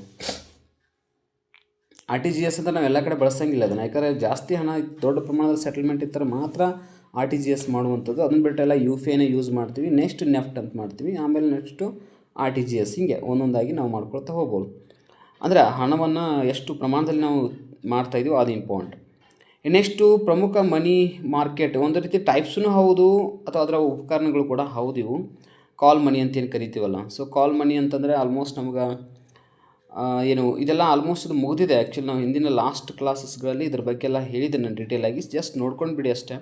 ಹಿಂಗಂದ್ರೆ ಏನು, CD ಅಂದರೆ ಏನು, CP ಅಂದರೆ ಏನು, ಟ್ರೆಜರಿ ಬಿಲ್ ಅಂದರೆ ಏನು, ಸೊ ಅವುಗಳ ಬಗ್ಗೆಯೂ ಕೂಡ ಇಲ್ಲಿ ನಾನು ವಿವರಣೆ ಕೊಟ್ಟಿದ್ದೀನಿ. ಬಟ್ ಲಾಸ್ಟ್ ಕ್ಲಾಸ್ಗಳಲ್ಲಿ ಕೂಡ ಅದ್ರ ಬಗ್ಗೆ ಹೇಳಿದೆನು. ಸೊ ಅಂದರೆ ಹಾಗಂದ್ರೆ ಏನಂತೀವಿ. ಬಟ್ ನಮ್ಗೆ ಲಾಸ್ಟಿಗೆ ಸ್ವಲ್ಪ ಇಂಪಾರ್ಟೆಂಟ್ ಪಾಯಿಂಟ್ಸ್ ಸ್ವಲ್ಪ ನೋಡ್ಕೊಳ್ಬೇಕಾಗಿತ್ತು. ಆ ಒಂದು ನಿಟ್ಟಿನಲ್ಲಿ ಈ ಸ್ಲೈಡ್ಗಳನ್ನು ಹೆಚ್ಚಾಗಿ ಮೆನ್ಷನ್ ಮಾಡಲಾಗಿದೆ.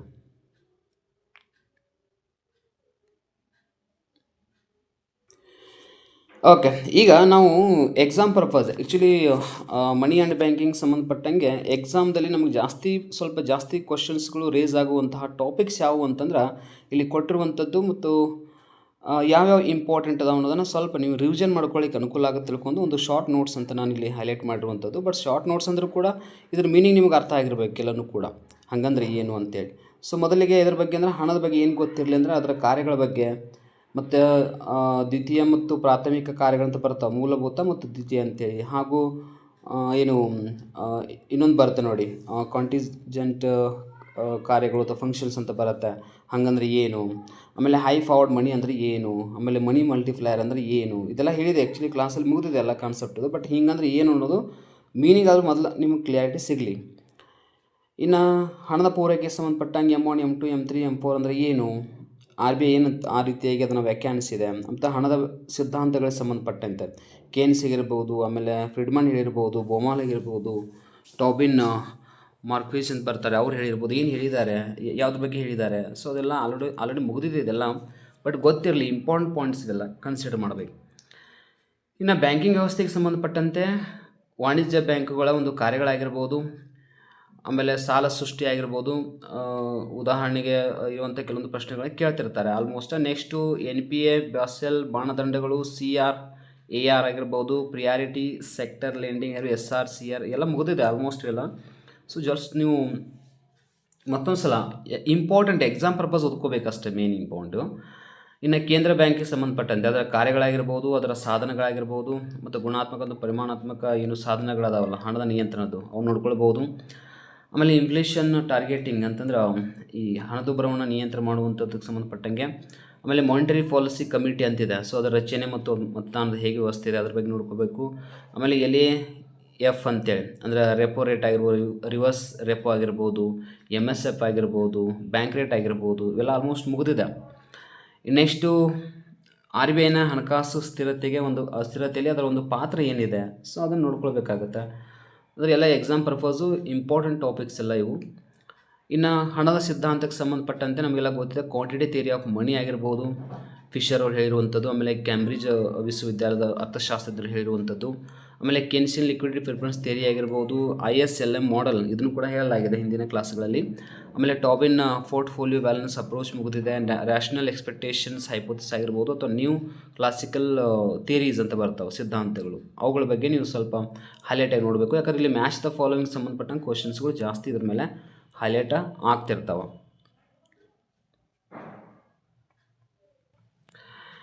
ಇನ್ನು ಹಣಕಾಸು ನೀತಿಗೆ ಸಂಬಂಧಪಟ್ಟಂತೆ ಏನೇನು ಓದ್ಕೊಳ್ಬೇಕು ಅಂತಂದರೆ, ಜಾಸ್ತಿ ನೀವು ಈ ಗುರಿಗಳಿಗೆ ಸಂಬಂಧಪಟ್ಟಂಗೆ ಹಣಕಾಸು ಅಂದರೆ ಮಾನಿಟರಿ ಪಾಲಿಸಿಯ ಉದ್ದೇಶ ಏನು, ಸ್ಥಿರತೆಯನ್ನು ಹೇಗೆ ಕಾಪಾಡಿಕೊಳ್ಳೋದು, ಇನ್ನೊಂದು ಟ್ರಾನ್ಸ್ಮಿಷನ್ ಮೆಕ್ಯಾನಿಸಮ್ ಅಂತ ಕರಿತೀವಿ ನೋಡಿ, ಬಡ್ಡಿ ದರ, ಹಣದ ಮೊತ್ತ, ಕ್ರೆಡಿಟ್ನ ಷರತ್ತುಗಳು, ಸಾಲದ ಷರತ್ತುಗಳು ವಾಸ್ತವಿಕ ಆರ್ಥಿಕತೆಯನ್ನು ಹೇಗೆ ಪ್ರಭಾವಿಸುತ್ತದೆ ಎಂಬುದರ ಬಗ್ಗೆ ತಿಳಿಸುವಂಥದ್ದಕ್ಕೆ ನಾವು ಏನು ಕರಿತೀವಿ ಅಂದ್ರೆ ಈ ಟ್ರಾನ್ಸ್ಮಿಷನ್ ಮೆಕ್ಯಾನಿಸಮ್ ಅಂತ ಕರಿತೀವಿ. ಹಾಗಂದ್ರೆ ಏನು ಅನ್ನೋದ್ರ ಬಗ್ಗೆ ಸ್ವಲ್ಪ ಡೆಪ್ತಾಗಿ ನೋಡ್ಕೊಳ್ಬೇಕು.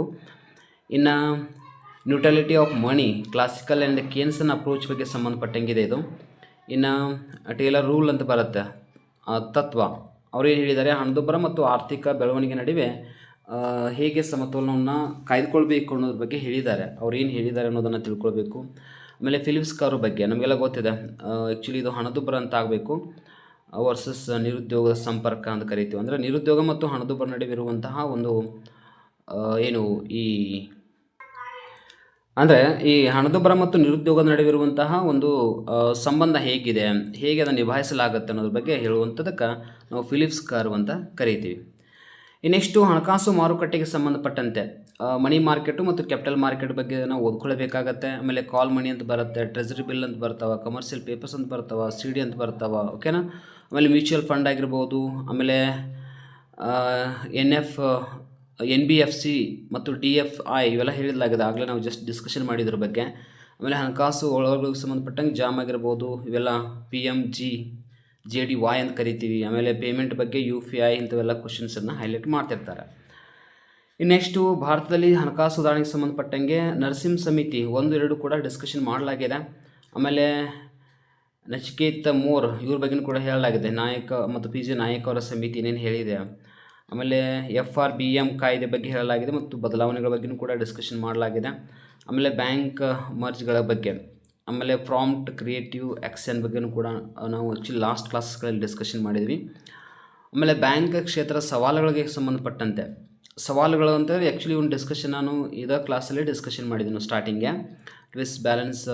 ಟ್ವಿನ್ ಬ್ಯಾಲೆನ್ಸ್ ಸೀಟ್ ಅಂದರೆ ಏನು, ಅದರ ಸಮಸ್ಯೆ ಅಂದರೆ ಏನು, ಮಾರಲ್ ಹೆಜಾರ್ಡ್ ಅಂದರೆ ಏನು, ಅಡ್ವರ್ಸ್ ಸೆಲೆಕ್ಷನ್ ಅಂದರೆ ಏನು, ಬೆಸಾಲ್ ಥರ್ಡ್ ಅನುಷ್ಠಾನ ಹೇಗಾಯಿತು ಅದು ಏನು ಹೇಳಿಕೊಡ್ತಾ ಇದೆ, ಆಮೇಲೆ ಡಿಜಿಟಲ್ ಬ್ಯಾಂಕಿಂಗ್ ಅಂದರೆ ಏನು, ಸೈಬರ್ ರಿಸ್ಕ್ ಅಂದರೆ ಏನು, ಸ್ಯಾಡೋ ರ್ಯಾಂಕಿಂಗ್ ಅಂದರೆ ಬ್ಯಾಂಕಿಂಗ್ ಅಂದರೆ ಏನು. ಸೊ ಇಂಥವೆಲ್ಲ ಬಗ್ಗೆ ಕೂಡ ಆಲ್ಮೋಸ್ಟ್ ನಾವು ಈಗ ಅಂದರೆ ಎಕ್ಸಾಮ್ ಪರ್ಪಸ್ ಸ್ವಲ್ಪ ಇಂಪಾರ್ಟೆಂಟಾಗಿ ನಾವು ಮನಿ ಆ್ಯಂಡ್ ಬ್ಯಾಂಕಿಂಗಲ್ಲಿ ನೋಡ್ಕೊಳ್ಬೇಕಾಗಿರುವಂಥ ಟಾಪಿಕ್ ಇವೆಲ್ಲ ಸ್ವಲ್ಪ ಜಾಸ್ತಿ ಹೈಲೈಟ್ ಆಗ್ತಿರ್ತಾವೆ. ಸೊ ಅಂಥವುಗಳನ್ನ ಸ್ವಲ್ಪ ಜಾಸ್ತಿ ನೋಡ್ಕೊಳ್ರಿ, ಯಾಕಂದ್ರೆ ಇವು ಬೆಸ್ಟ್ ಅಂದರೆ ನಮಗೆ ಎಕ್ಸಾಮ್ ಪರ್ಪಸ್ ಬೇಕಾಗ್ತವೆ.